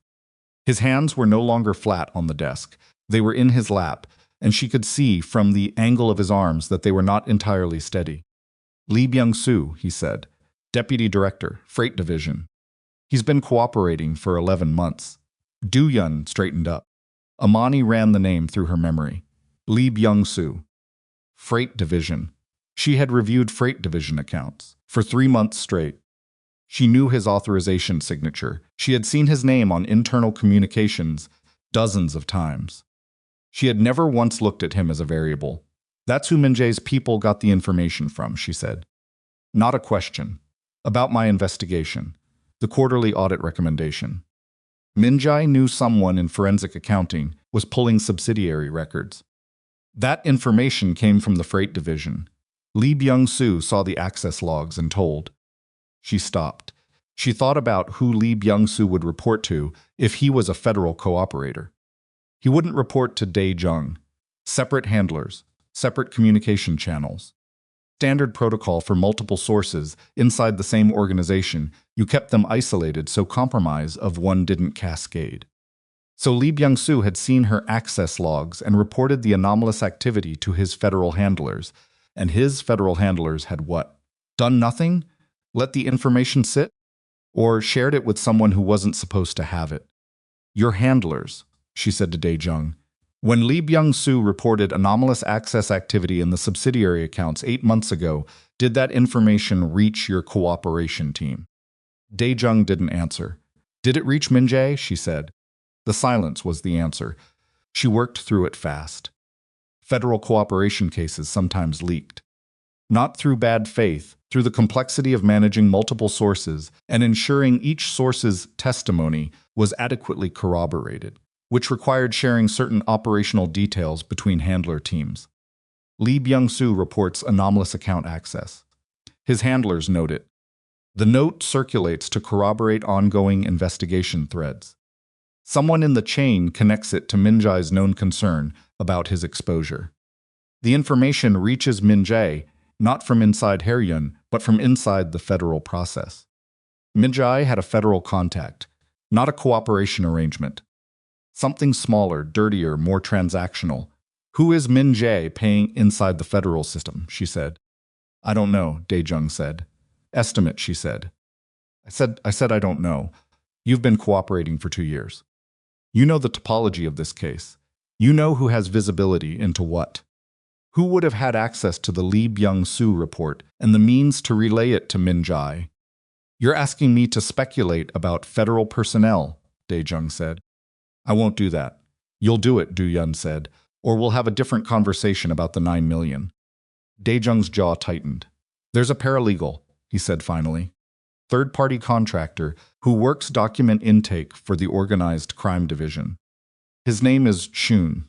He's been flagged internally for boundary issues, personal financial difficulties, pattern of accessing case materials outside his direct assignment. Nothing formal, nothing charged. Dae-jung's voice was controlled, but she could hear what it was costing him. That's not confirmation. That's pattern. It's enough, Imani said. She turned to Do-yun. If Min-jae had visibility into Lee Byung-soo's report through Shun, he knew someone was pulling his accounts. He knew before the audit recommendation. The audit was reactive. He was already moving to cover himself when he commissioned it. She paused. And if Shun has visibility into the current case file, he can see my submission, she said. She felt it land before she finished saying it. Her submission, comprehensive, time-stamped, filed under her name with her forensic accounting credentials attached. If Shun was monitoring the case file for Min-jae, he had seen her package arrive at 4-something in the morning. He had seen her name. He had seen the scope of the documentation. Min-jae was currently sitting in a federal office. But Min-jae had people. Changmin was sitting 2 blocks north on Wacker, and Franklin in a vehicle with a hard-sided case full of documentation. And if Min-jae's people now knew Imani's name and understood what she had built and submitted, understood that she was the source of everything unraveling around them. Her phone buzzed. She looked at the screen. Bake. She opened the message. The vehicle on Wacker and Franklin was empty. Changmin was gone. Her stomach dropped straight through the floor. She showed Do-yun the screen without a word. His face didn't change, but he was moving before she'd fully processed what she was looking at 2 steps toward the door, hand going to his phone, calling Bake with the flash urgency of someone who had run out of patience for careful management. Where did he go? Do-yun said into the phone. Not a question. Bake's voice was audible from where Imani stood. Changmin had exited the vehicle approximately 4 minutes ago. Foot traffic. Bake's man on the ground had lost him in a construction bottleneck on the Wacker pedestrian path. He was somewhere in a 4-block radius. 4 blocks. Imani looked at the building directory on the wall beside Dae-jung's door. 22 floors, multiple entrance points, a loading dock at street level accessible from the north side. He's coming in through the loading dock, she said. Do-yun relayed it to Bake. She turned to Dae-jung. Is he coming here? She said. Did you tell him to bring the documentation to you directly? What floor? What office? Dae-jung looked at her. What floor? She said, harder. He was supposed to come to 11, Dae-jung said. There's a conference room with a private corridor access. It's not on the main floor plan, Do-yun. She turned. 11, private corridor. Do-yun was already through the door. She followed him at a run, the first time she'd run since the warehouse, and her body registered every hour of the night in her leg ends and her lungs, and the bright, insistent throb of her hand that the motion was not helping. The stairwell was faster than the elevator. Do-yun took it at a pace that made clear he knew this building, the way she knew a spreadsheet, every connection, every shortcut, every structural feature that most people never needed. 2 floors up. 11. The stairwell door opened onto a hallway she'd never seen. The architecture here was different, older. The ceiling slightly lower, the lighting fluorescent rather than recessed. An earlier build-out, she guessed, from before the renovation that had standardized the upper floors. She could see at the far end a door marked with a small placard she couldn't read from this distance, and beside it a corridor that branched left in a way that didn't appear on any floor plan she'd ever accessed in the building management system. Do-yun moved toward it, a sound, not loud, a door somewhere in the branching corridor. Closing. Do-yun stopped. She stopped behind him. The hallway was quiet. Climate control. Distant traffic through the building's outer skin. Her own breathing, which was louder than she wanted it to be. Then footsteps. From the left branch of the corridor. Unhurried. Changmin turned the corner. He was bigger in person than the security footage had suggested. That was the first thing she registered. Broad through the chest, thick-necked, moving with the center of gravity awareness, of someone who had spent years in physical confrontation and had organized their body around surviving it. He was carrying the hard-sided case in his left hand and wearing a jacket that was too heavy for the season, and she understood why. He saw Do-yun and stopped. He looked at Imani. Something shifted in his face. "She's the accountant," he said. It wasn't a question. He had been told. Shun's information had reached Minjai's network, and Minjai's network had reached Changmin during those 4 minutes between leaving the vehicle and entering the building, and he knew her name, or at least her function. And the way he was looking at her now was the way a professional looked at a problem he'd been given an update on. "Give me the case," Do-yun said. Changmin looked at him. "You don't tell me what to do. I'm telling you once." "You're not my client," Changmin said. "My client is." "Your client walked into a federal building 40 minutes ago," Do-yun said. And he didn't walk out. Something recalculated behind Changmin's eyes. "The case," Do-yun said. Changmin's left hand adjusted its grip on the hard-sided case. Imani watched the hand. She watched the right hand, too, which was hanging at his side, with a stillness that matched nothing relaxed. "The building is locked down," Do-yun said. "My security is at every exit. You came in through the loading dock, which is now closed. You can give me the case, or you can have a different morning than you planned." Changmin looked at Imani again. She met his eyes and did not look away. "The documentation in that case," she said, "connects you to a federal arson investigation that is currently active and escalated. Your name is already in the system. The Bridgeport address is already in the system. The only thing in that case that isn't already in the system is whatever Dae-jung hired you to deliver to him and didn't want federal investigators to see." She kept her voice level despite the fact that her hand was screaming and her heart was somewhere near her throat. "If you hand it to Dae-jung, you're concealing evidence in an active federal case. If you hand it to us, we submit it through proper channels, and your cooperation is on record." She paused. "That's the choice. There isn't a third." Changmin looked at the case. He looked at Do-yun. He looked at Imani. "Who are you?" he said. "I'm the one who already submitted your name, your vehicle registration, your prior vendor contract, and your connection to the Bridgeport property to the federal case file this morning," she said. "So your best outcome right now involves me being as helpful as possible in the next 15 minutes. A long moment. Changmin set the case on the floor. He took 2 steps back from it. Do-yun crossed to the case and picked it up without breaking his gaze from Changmin. She exhaled. Then Do-yun's phone rang. He looked at the screen. Whatever he saw there, it made him look at Imani with an expression she had not seen on him before. Not quite alarm, not quite urgency. Something that was both underneath a surface that was working hard to be neither.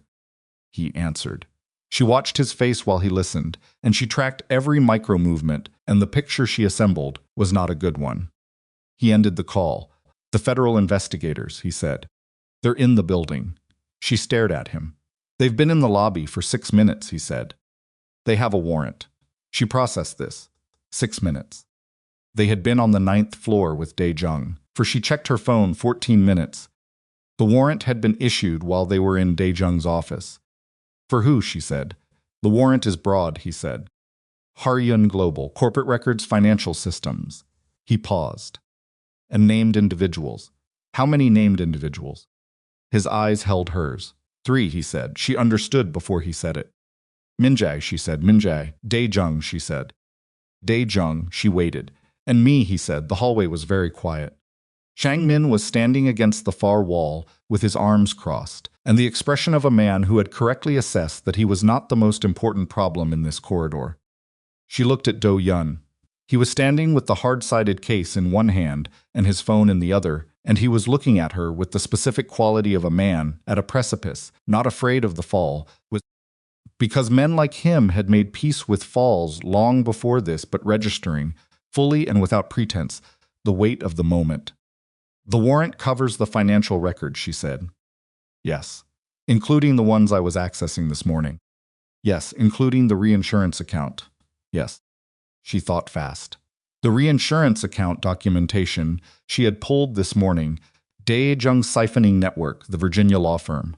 The protected asset arrangement, she had not submitted that supplemental. It was sitting in the monitoring interface she had been accessing through Do-yun's encrypted executive terminal. The terminal in his office. The office that federal investigators with a broad warrant for financial records would reach within the next several minutes. Your office, she said. Yes, he said. She looked at the case in his hand. She looked at the corridor behind them. She looked at the elevator bank at the far end of the hall. How fast can we get to your office? She said. 2 minutes, he said. And federal investigators are currently in the lobby, which means they're coming up, she said. They'll start at executive level because that's where the financial authority sits. They know this building's structure from the case materials. Dae-jung's cooperation would have included floor plans and access protocols. She was talking fast, organizing. They'll hit your floor within 4 to 6 minutes, depending on whether they stop at security or come straight up. He said, my head of security will slow them, but won't obstruct. 4 minutes, she said. She looked at him. I need 2, she said. He looked back at her. She turned and started moving toward the elevator at something faster than a walk and slower than a run, the compromise her body could sustain. Changmin, Do-yun said behind her, you're going to come with me and you're going to sit down somewhere quiet, and you're going to wait. She didn't hear Changmin's response because she was already at the elevator and pressing the button and watching the display show. 17, 16, 15, descending. Come on. Her hand was a steady, insistent burn. Her legs were running on fumes and whatever chemical the body produced when it had no fumes left. She had been awake, for she didn't calculate it. The number would not be useful. 14. 13. The elevator opened. She got in. Press 13 Do-yun's floor. The doors closed. She had, at most, 4 minutes to reach the executive terminal, extract the reinsurance account documentation from the monitoring interface, a sound-seen green split, and submit it as a supplemental to the federal case file before federal investigators with a warrant arrived on the floor and took control of the terminal. If she didn't get there first, the documentation would be seized as warrant evidence, which meant it would be processed through the investigating team, which meant Shun, or someone like Shun, could see it, which meant whoever was feeding Minjae's network would know exactly what existed on Dae-jung's financial exposure, which meant Dae-jung's leverage over his handlers, the undisclosed 9 million, the gap between what he'd reported and what existed would disappear into the federal machine rather than surface on Imani's terms. If she got there first and submitted it herself, it entered the federal system as a voluntary disclosure attached to her original case number. Dae-jung's financial misconduct documented and attributed. His cooperation arrangement compromised from within the evidence itself. 2 minutes in an elevator. She watched the floor numbers. The terminal would still be logged into her session. She had not closed it. She had left it open on the reinsurance account interface when Do-yun said Dae-jung's name, and everything changed direction. 11, 10. She flexed her injured hand once, checked what it could do. The fingers moved, stiffly with protest, but they moved. Good enough. 9. 8. She thought about the submission portal, the supplemental channel. She had used it twice this morning already. She knew the sequence. 7. 6. She thought about whether this would work, whether she'd make it, whether the investigators were moving faster than Do-yun's estimate, whether the terminal would still be accessible, or whether security protocols had locked it down when the warrant was announced. 5. 4. She thought about Min-jae in a federal office. She thought about Dae-jung in his corner office on 9. She thought about Changmin's hard-sided case and whatever was in it. She thought about Chun, whoever Chun was, and how many minutes he'd had to look at the case file since this morning. 3. She thought about a forensic accounting desk on the 3rd floor with a name she'd never bothered to put on because nobody had ever asked. 2. The elevator stopped. 13. The doors opened onto the amber-lit corridor of the executive floor, and she stepped out and turned left toward Do-yun's office, and she was moving at a full run now, the last reserve of everything she had. Her bandaged hand tucked against her chest, and her footsteps loud on the gray carpet, and the city blazing through the floor-to-ceiling windows as she ran. The office door. She hit it with her shoulder, pushed through. The terminal was there, her session still active. The reinsurance account documentations still open on the screen, exactly where she'd left it. The numbers laid out in their rows and columns with the particular clarity of things that had been hidden for a long time and were now in plain sight. She sat down, her fingers found the keyboard. She pulled up the supplemental submission portal. Case reference number, she had it memorized. She had memorized everything that mattered 7 months ago and had not let it go. She began uploading the reinsurance account records, the shell entity documentation, the Virginia law firm registration, the protected witness arrangement architecture, the 37-month timeline, the $9 million total, Dae-jung's authorization credentials threaded through all of it. The upload bar moved. She watched it move. 40%. She listened for the elevator, for footsteps, for the particular sound of people moving with authority and a warrant through a building that couldn't stop them. 50%. Her hand slipped. The injured palm hit the keyboard edge, and the pain spiked white, and she made a sound in the back of her throat and steadied herself with her left hand on the desk and kept her right hand moving. 75. She heard the elevator. 80 footsteps in the corridor. More than 2 people. 90. She heard someone say something in the hallway, clipped, official, the specific cadence of people who carried credentials and expected doors to open. 95. The office door opened. A man she didn't know came through it, wearing a jacket with 3 letters on it and an expression that was professional and flat and entirely without flexibility. He said, "Step away from the terminal." She looked at the screen. 98. "Ma'am, step away from the terminal now." 99. She pressed submit. The confirmation appeared for exactly 1 second before the man crossed the room and put his hand on the terminal and terminated her session, and the screen went dark. She pushed her chair back from the desk and stood up. Her legs were shaking. She felt it now, all of it, the night, the fire, the warehouse, the hours, the hand, the running, the everything coming up through her body in a wave that she managed by pressing her feet into the floor and breathing through it and refusing, absolutely refusing, to let any of it reach her face. There were 3 agents in the room now. She looked at the dark terminal screen. She looked at the confirmation she had seen for 1 second before it disappeared. It had been there.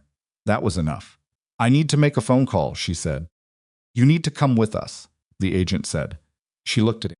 "I need to make 1 phone call," she said again, "to my attorney, which is a right I have, and then I will come with you, and I will answer whatever questions you have, and I will give you everything I know." She paused. "Which is considerably more than what you currently have." The agent looked at her. He looked at the dark terminal. He looked at his colleagues. "1 call," he said. She reached for her phone with her uninjured hand. Her injured hand rested at her side. The upload had completed. The documentation was in the federal system. Dae-jung's hidden fortune, his protected witness arrangement, his undisclosed siphoning, all of it now attached to the active case file under her submission credentials, time-stamped before the warrant was executed. Voluntary disclosure rather than seized evidence. She had made it by approximately 11 seconds. Her attorney answered on the third ring. She said, "I need you at Haryun Global Headquarters. Executive floor. Come now." Then she hung up and put the phone in her pocket and looked at the 3 federal agents in Do-yun's amber-lit office and thought about a desk on the 3rd floor where nobody had ever bothered to learn her name, and thought about how different this morning looked from that desk, and thought that the woman who had sat at that desk for 3 years would not entirely recognize what she had become in the past 8 hours. She wasn't sure yet if that was a problem. Outside, Chicago continued its morning, without knowing that in a building above the river, everything was either falling apart or come together, and the difference between those two things was still being determined by the people inside it, who had nunces. The federal agents did not handcuff her. That was the first thing she noticed, and she filed it away as information rather than relief, because information was what it was, a data point about how they were categorizing her, at least provisionally, at least for now. Assignment, they walked her to the conference room at the end of the executive corridor, and one of them stayed in the room with her, and 2 of them didn't. And the one who stayed was young and had the careful, neutral expression of someone who had been trained to give nothing away and was still getting good at it. She sat down. She put her hands on the table, both of them, the bandaged right resting flat, the left beside it, and she breathed, and she waited. Her attorney arrived in 22 minutes. His name was Gerald Marsh, and he was 61 years old, and had the particular, unhurried quality of a man who had been in enough rooms with enough federal agents to have stopped being impressed by any of it a long time ago. He came in, looked at Imani, looked at the agent, looked at the room, and said, "I need 5 minutes with my client." The agent left. Marsh sat down across from her. He looked at her hand. He looked at her coat, which she had left in Do-yun's office, and which was currently sitting on a desk somewhere being examined by people with evidence bags. He looked at her face. "Tell me everything," he said. "From the beginning. Fast," she told him. He listened without interrupting, which was one of the things she'd always respected about him. He had a yellow legal pad and a pen, and he wrote things down in a shorthand she couldn't read, and his expression throughout was the same focused, analytical quiet that she recognized from her own best working hours. When she finished, he looked at his notes. "The submission you made at," he checked approximately 4:07 this morning, he said. "You have confirmation?" "I had it on screen. The session was terminated before I could capture it." "The federal intake system timestamps everything on receipt," he said. "The confirmation is in their system, whether or not you have a copy." "That's not a problem." He made a note. "The supplemental you submitted 11 seconds before the warrant was executed, same situation?" "Same, voluntary disclosure, your credentials. Time-stamped before warrant execution." He looked up. "That's clean. That's genuinely clean, Imani. That's you cooperating with an active federal investigation before you were compelled to, which is a very different legal position than being found with evidence during a warrant search." "I know," she said. "What's your relationship to Seo Do-yun?" "He's my employer." "That's it?" "That's it," she said. 7 hours ago, he was someone I'd spoken to fewer than 10 times in 3 years. Marsh looked at her. "What you submitted this morning," he said carefully. "The financial documentation. Did it include material that could be used in a prosecution of Do-yun?" She looked at the table. "The legitimate subsidiary accounts," she said. "The freight division structures. The routing architecture that Min-jae used to siphon money. All of that is also the architecture through which Haryun operates its legitimate business." She paused. "A thorough financial investigator looking at what I submitted would find the legitimate operations and would find the edges where legitimate operations became something else." "Would find," Marsh said. "Or has already found, given there's a pre-existing investigation with an inside source." "Has already found," she amended. "What I submitted fills in the documented financial structure that supports whatever testimony Dae-jung provided."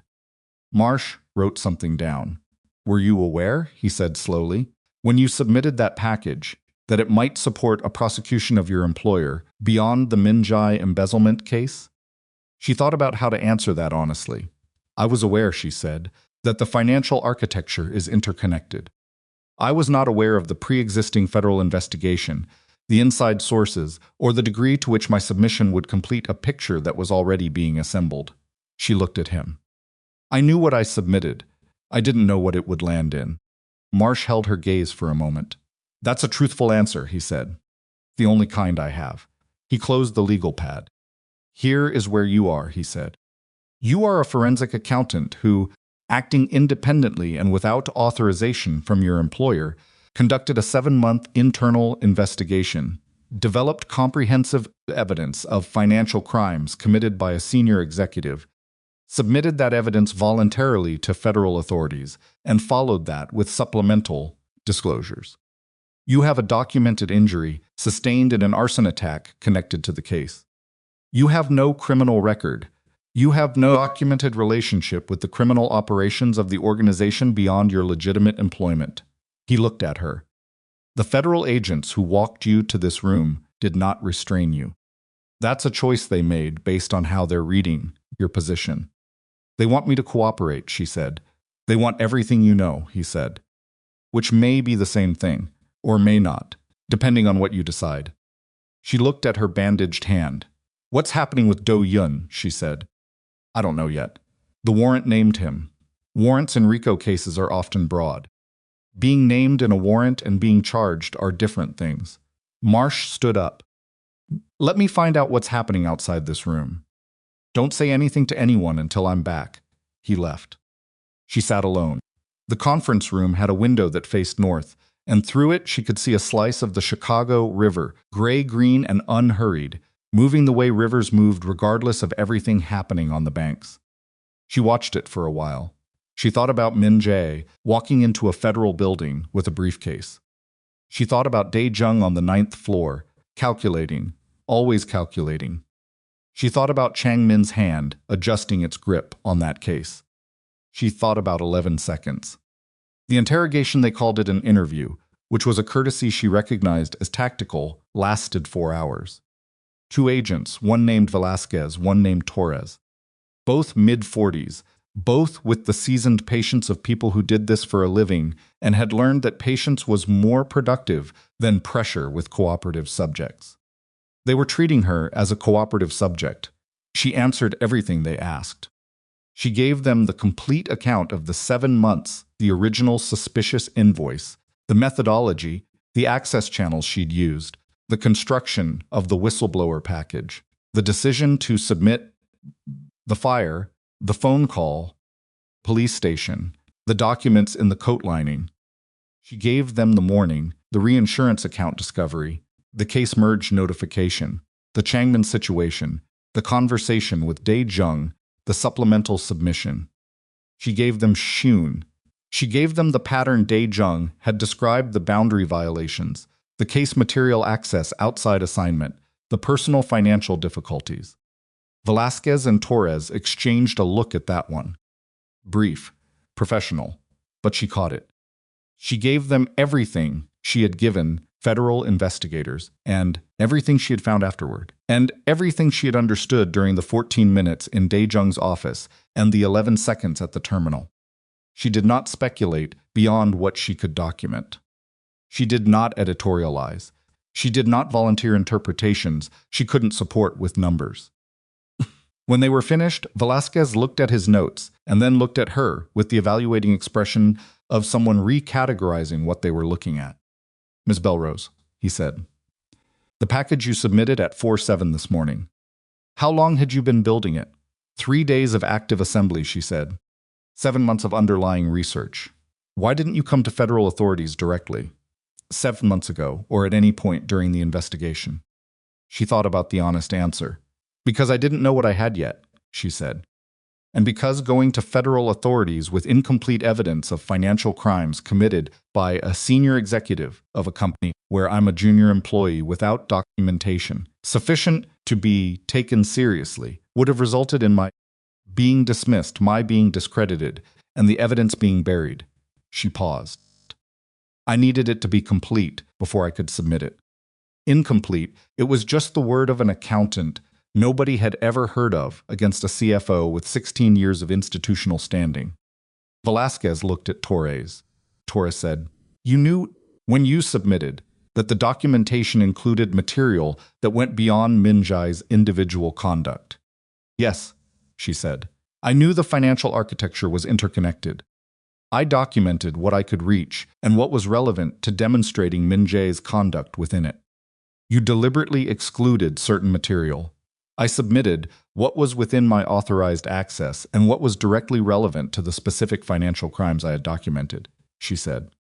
"I'm a forensic accountant, not a federal investigator. I documented what I found, within the scope of my expertise and authorization. And the supplemental submission this morning.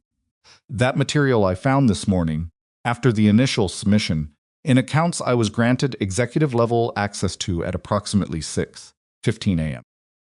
I submitted it as soon as I had confirmed its relevance." 11 seconds before the warrant was executed, Torres said, "Yes," she said. A pause. "That's a very narrow margin," Velasquez said.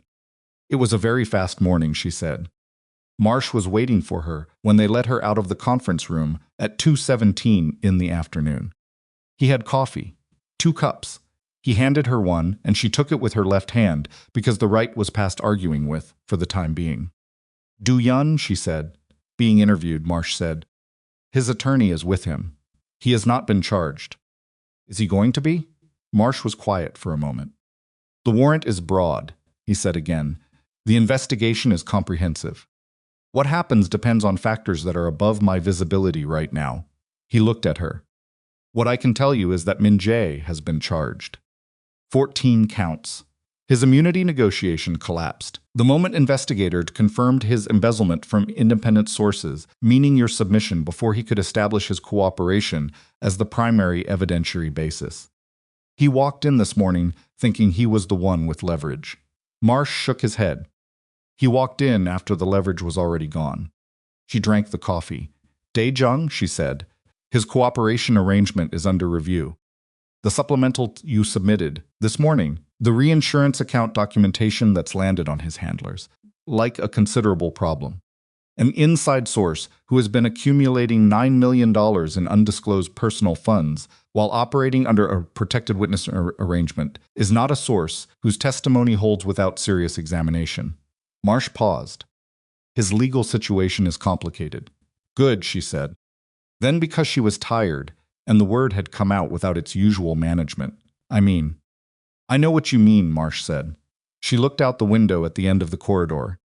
Different window, different angle, same gray-green river. "Paralegal," she said. "Shun. Federal Internal Affairs," Marsh said. "They moved on him this morning, within 2 hours of you giving his name to Velasquez and Torres." She absorbed this.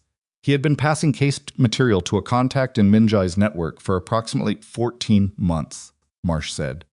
When investigators confirmed the pattern of access you described against the actual case file logs, it was apparently rather definitive. He looked at his coffee cup. Min Jae knew about Lee Byung-soo's report on your account access because Shun saw it in the case file and passed it on. Min Jae knew enough to commission the warehouse operation before you finished, pulling records.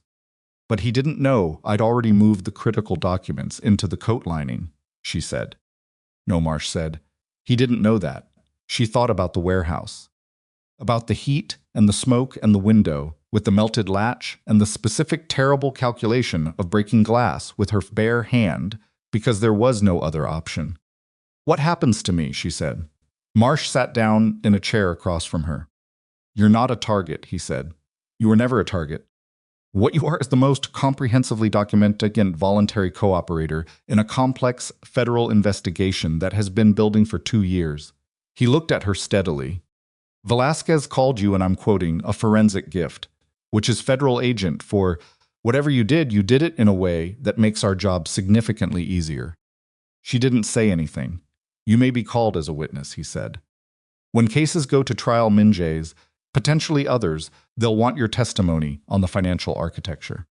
How you built the documentation. What it shows. He paused. That's not a threat. That's what happens when you're the person who found everything.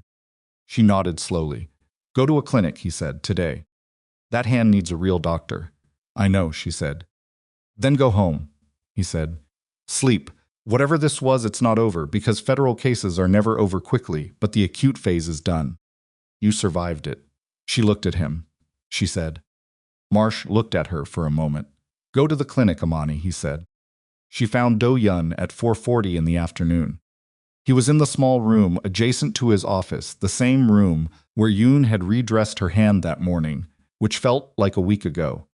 He was sitting in a chair with his coat off and his sleeves rolled to the elbow and a cup of coffee on the table beside him that he was not drinking.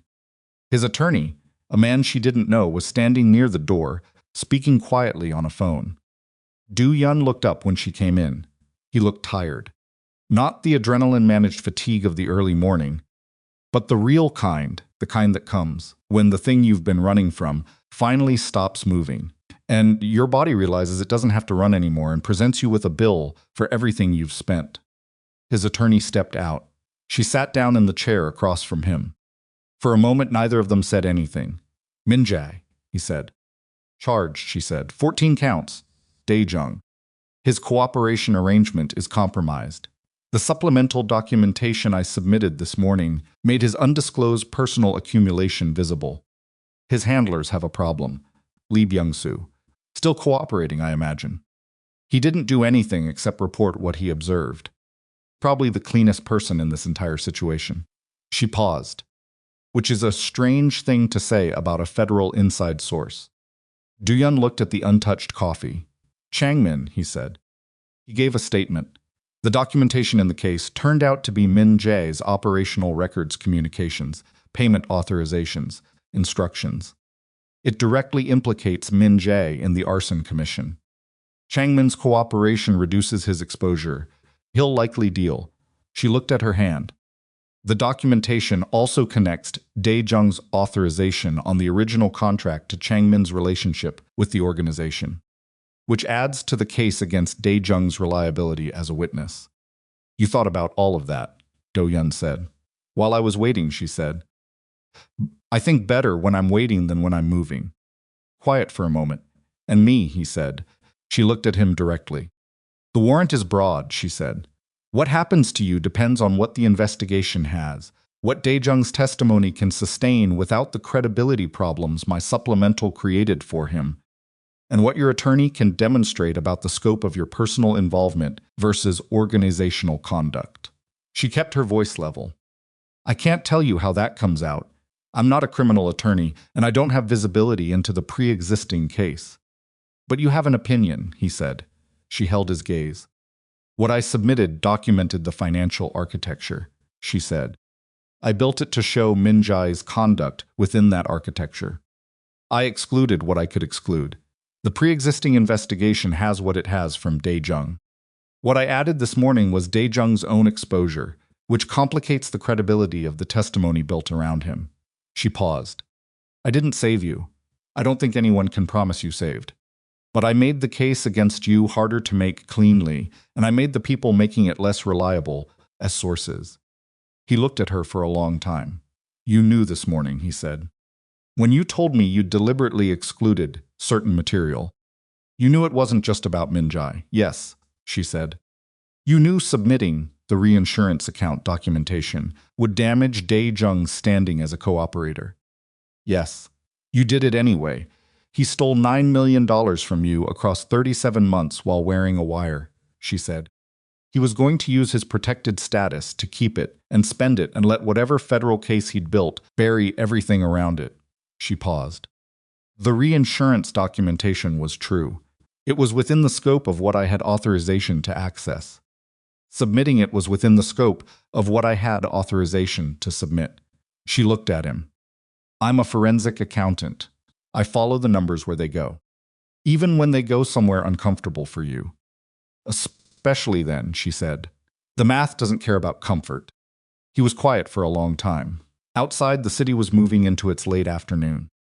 The light through the window had shifted to the particular amber gold of Chicago in autumn, which gilded everything and flattered nothing and told the truth about the hour in a way that A softer light didn't. You called me from a police station at 2:47 in the morning, he said. You had been in a burning building. You had a burned hand and no documents and a trespassing charge. You had one phone number memorized.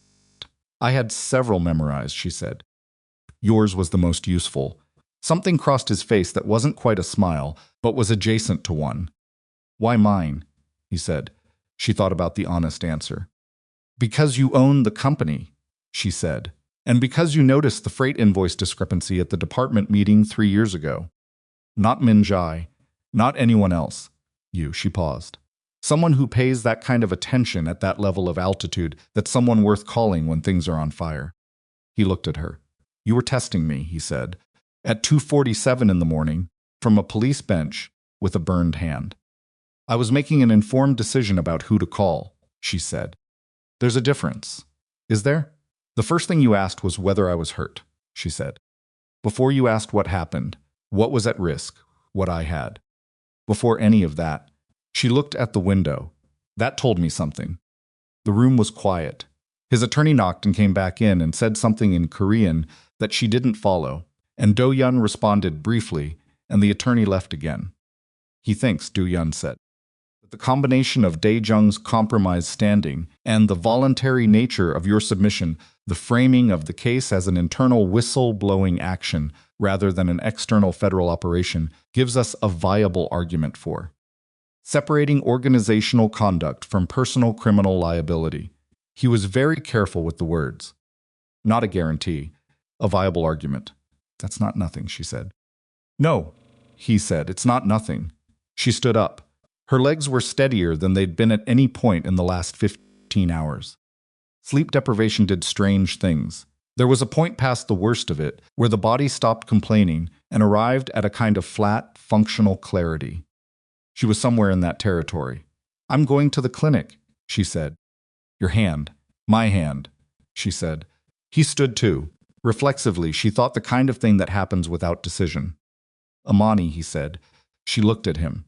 What you did this morning, he said. The 7 months before it. The warehouse. All of it. He stopped. Chose the next words carefully. I understand what it cost. I'm not sure you do yet, she said, not entirely. But you might eventually. She picked up her bag with her left hand. I'll be in tomorrow, she said. You don't have to. My desk is on the 3rd floor, she said. Nobody ever put my name on it. I'd like to change that. He looked at her. Your desk, he said, is wherever you decide it is. She looked at him for a moment. Then she walked to the door. Go home, she said without turning around. Drink the coffee before it's cold next time. She walked out. The clinic took 2 hours. The doctor who retreated her hand was a woman in her early 40s named Reyes, who had the specific, no-comment professionalism of someone who had seen enough unusual injuries to have stopped asking how they happened and focused entirely on what needed doing. 2nd-degree burns, confirmed across the palm and the base of the thumb. No nerve damage, which was luck and positioning, and the specific angle at which the heat had hit. 4 weeks for full healing if she was careful. 8 if she wasn't. She was given fresh dressings, a prescription for pain, and instructions she wrote down, because her memory, which had functioned with extraordinary precision for the past 19 hours, was beginning to fray at the edges in the way that only sleep deprivation could produce. She sat in the clinic waiting room afterward and called her sister in Atlanta. Call lasted 40 minutes. She didn't explain most of it. She said she'd had a hard night at work, and her hand was injured, and she was okay. Her sister, who was 40 and perceptive and had known Imani her entire life, said Mani. What actually happened? Something I've been working on for a long time, Imani said. It's done now. Are you safe? Yes. Are you really safe?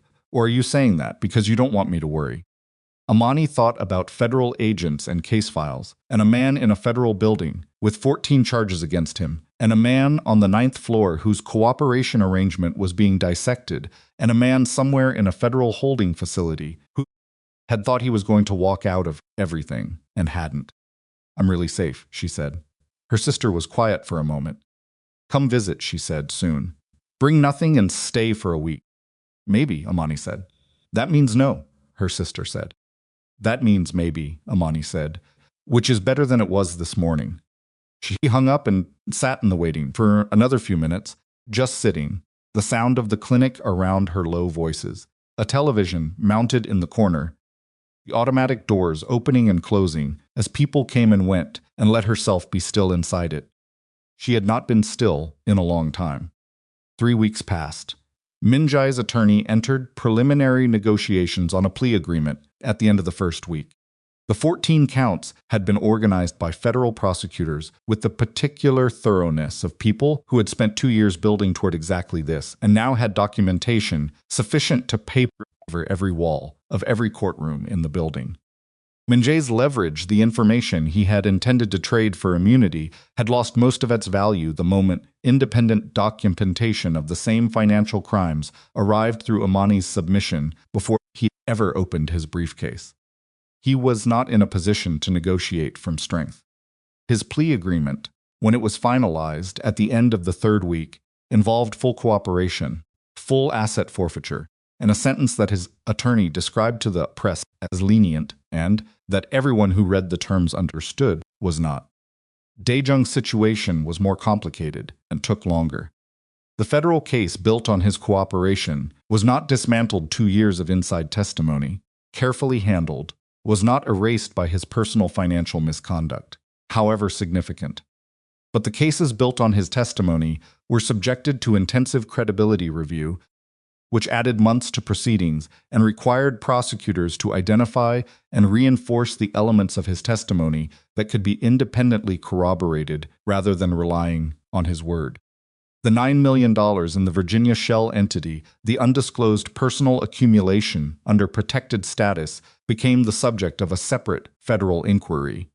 His protected witness arrangement was placed under administrative review.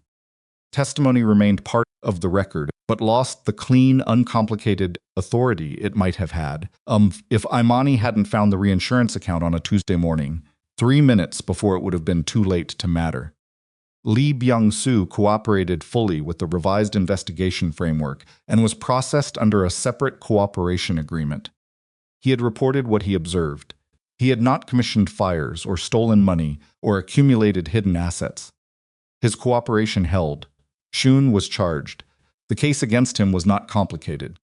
14 months of case file access outside his assignment, logged in detail by a federal system that recorded everything, against a pattern of financial transactions in his personal accounts that corresponded to the timing of information reaching Min Jae's network. He did not fight it.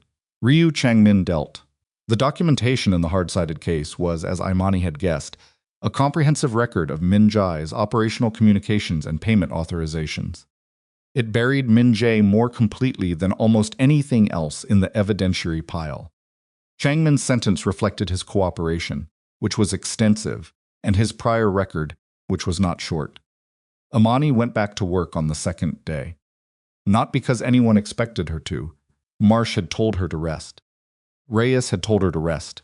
Her sister had called twice more with variations on the same message. She went back because the third-floor desk was still there and still didn't have her name on it, and she found, somewhat to her own surprise, that this bothered her more than the burns on her hand. She had someone from building services print a name placard. Nothing fancy. Just her name, the title, the floor number. She set it at the front edge of the desk and sat down and opened her laptop and went back to work. The work was different now. The access was different. Do-yun had followed through on what he'd said at 4:12 in the morning, full access to the legitimate corporate accounts, all of them, no filters, with audit initiation authority that nobody could override. The access credentials arrived in her email on the first morning, back with a note from the executive systems administrator that was 3 sentences long and contained no explanation because no explanation had apparently been required. She spent the first week rebuilding her understanding of Haryun's financial structure from the new vantage point. What she had seen from the third floor through the limited lens of her original clearance was a partial picture. The complete picture was larger and more complicated and had both more integrity and more vulnerability than she had understood from below. She found 4 additional exposure points in the first week. documented them, submitted formal recommendations through the new reporting structure directly to Do-yun, with copies to the corporate legal team and the external compliance officer that Do-yun had hired on the third day after the warrant was executed. The external compliance officer was named Patricia Hartwell, and she was 63 and had spent 20 years at the SEC before moving into private practice. And the first time she met Imani, she looked at her across a conference table and said, "You're the one who built the whistleblower package." "Yes," Imani said. Hartwell looked at her for a moment. "I'm going to need everything you have," she said. "Every note, every methodology document, every access log from the 7 months. I need to understand exactly what the financial architecture looked like to someone looking at it from its inside." "I can do that," Imani said. "Good," Hartwell said. She opened a notebook. "Let's start. The sound. They worked together 3 times that week and 4 times the week. And by the end of the 3rd week, they had developed the kind of working rhythm that only happened between people who thought in compatible ways and trusted each other's rigor." Hartwell was precise, demanding, and entirely unbothered by uncomfortable findings. Imani found her in ways she hadn't expected, something like a relief. Do-yun was not charged. This was announced, not publicly, not in any way that drew attention at the end of the 3rd week. A sound prosecutors formally declined to bring charges against named individuals whose culpability could not be sufficiently separated from organizational conduct for which remediation was already underway. The language was careful and specific and said several things between its lines that the plain text didn't. His attorney called it a qualified outcome. His attorney was not wrong. The organization was subject to ongoing federal oversight. Compliance monitor Hartwell, as it turned out, which was either coincidence or something more deliberate that Imani chose not to examine too carefully, had been installed. Haryan's legitimate corporate operations would be reviewed on a quarterly basis for the next 3 years. Certain financial structures had been ordered dissolved. Others had been restructured under consent decree terms that made their legitimate operation the only viable operation. Do-yun signed the consent decree on a Thursday morning. Imani was not in the room when he signed it. She was on the 14th floor reviewing freight subsidiary accounts with a junior analyst she had started training 2 weeks earlier. She learned about the signing when Do-yun sent her a message that said, "Done." She sent back, "Good." Then she went back to the freight subsidiary accounts. He found her at the end of that Thursday, after the building had emptied for the evening. She was still at her desk, the 3rd floor desk, with the name placard running a reconciliation on a subsidiary account that had 3 months of inconsistent reporting she hadn't been able to source yet. The inconsistency was probably a system migration artifact. Probably. She wouldn't be able to tell until she ran the complete sequence. She heard footsteps in the corridor and looked up. Do-yun stood in the doorway of the accounting department. He looked different from the first night she'd seen him from the precinct, the car, the office above the river. Not softer. That wasn't the right word. Settled, maybe. Like something that had been held under pressure for a long time had found a new equilibrium. It didn't make him look relaxed. Men like him didn't relax. It made him look like someone who had absorbed something large and was still standing. She looked at him. He looked at the desk, the name placard. "You put your name on it," he said. "I was always going to," she said. He came into the room and sat down in the chair beside her desk, the visitor's chair, which nobody ever used because nobody ever visited. He sat in it like he sat in chairs, like the chair had been placed there for him rather than the other way around. "The consent decree is signed," he said. "I know. 3 years of federal oversight. Compliance monitoring. Quarterly reviews." He looked at the desk. "It's not what I would have chosen." "No," she said, "but it's better than the alternative." "Considerably," he said. She looked at the reconciliation on her screen. "The reinsurance account documentation," he said. 11 seconds. "Keep coming back to that," she said. "It's difficult not to," he said. "You ran across this building with a burned hand and submitted federal evidence with an agent standing in the doorway. The alternative was letting Dae-jung's $9 million disappear into a protected account while his testimony remained clean," she said. "That wasn't acceptable. It would have been acceptable to a lot of people, he said. In your position, I'm aware. You could have stopped at Minjae, he said. Made the morning submission, let Minjae go down, gone home. Nobody would have known about Dae-jung's account.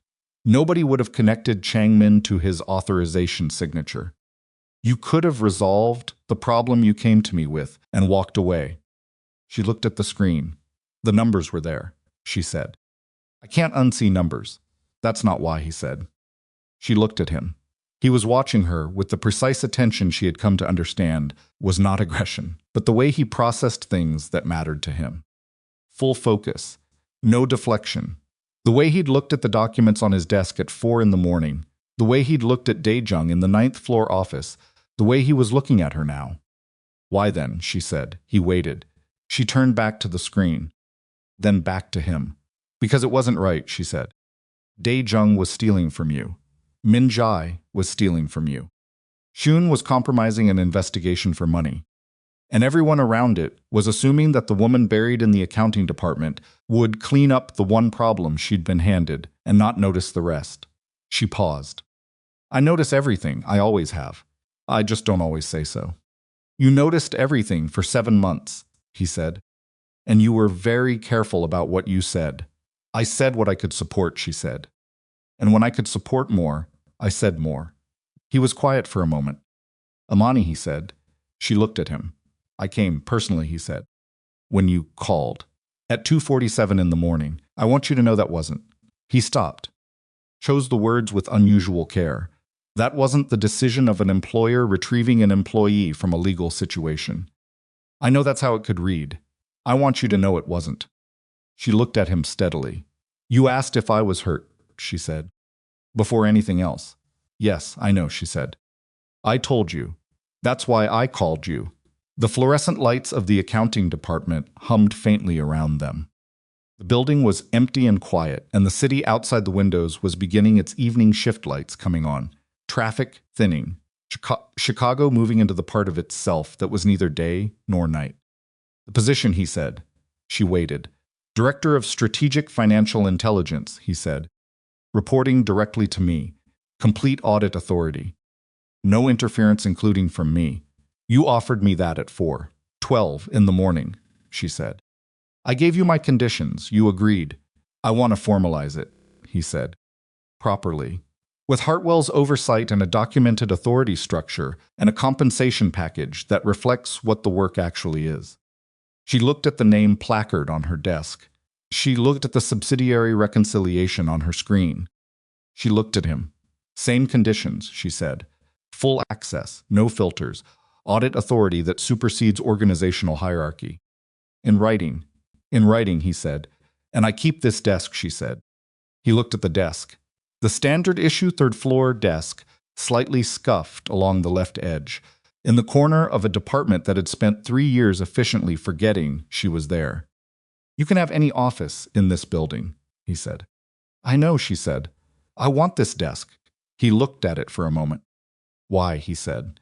She thought about how to say it, honestly. Because from here, she said, I could see everything. And nobody thought to look back. He looked at her. Something moved across his face that she had no precise word for, not admiration exactly, not sentiment, something that had both of those underneath it, and something harder and more durable running through the center. The look of a man recalibrating what he had taken for granted. All right, he said. She turned back to her screen. He didn't move immediately. The freight reconciliation, he said, glancing at the screen. System migration artifact, she said. Probably. I'll know by tomorrow. You'll be here tomorrow, he said. Not a question. I'll be here, she said. He stood. He stood there for a moment in the quiet accounting department, with the city coming on outside the windows, and she could feel him looking at the room the way she had always looked at rooms, cataloging, storing, understanding things in their arrangement that surface observation missed. Then he walked to the door. Do-yun, she said. He stopped. She didn't look up from the screen. The coffee was cold, she said. This morning. The cup in the side room. You never drank it. Pause. I was occupied, he said. Get better coffee, she said. The machine on 12 is better than the one you have on 13. Another pause. I'll keep that in mind, he said. She heard him walk away down the corridor. She heard the elevator. She heard the building settle into its quiet. She went back to the reconciliation. The numbers were there. They had always been there, waiting for someone to look at them the right way. That was the thing about numbers that most people missed. They weren't cold. They weren't impersonal. They were the record of every decision anyone had ever made, laid out in sequence, honest in the way that human beings were rarely honest, telling the full story if you knew how to read it. She had always known how to read it. She sat at that desk in the corner of the room where 3 years of people had walked past her and looked through her and assumed the quiet, plus-size black woman buried in spreadsheets was just background furniture, ambient, part of the scenery, and she read the numbers on her screen with the full weight of her attention, and the numbers told her their truth the way they always did. Clean, finally, after everything. Outside, Chicago held its breath and let the evening come. Imani Bellrose turned a page in her notebook, uncapped her pen with her left hand because her right was still healing, and wrote the next number down.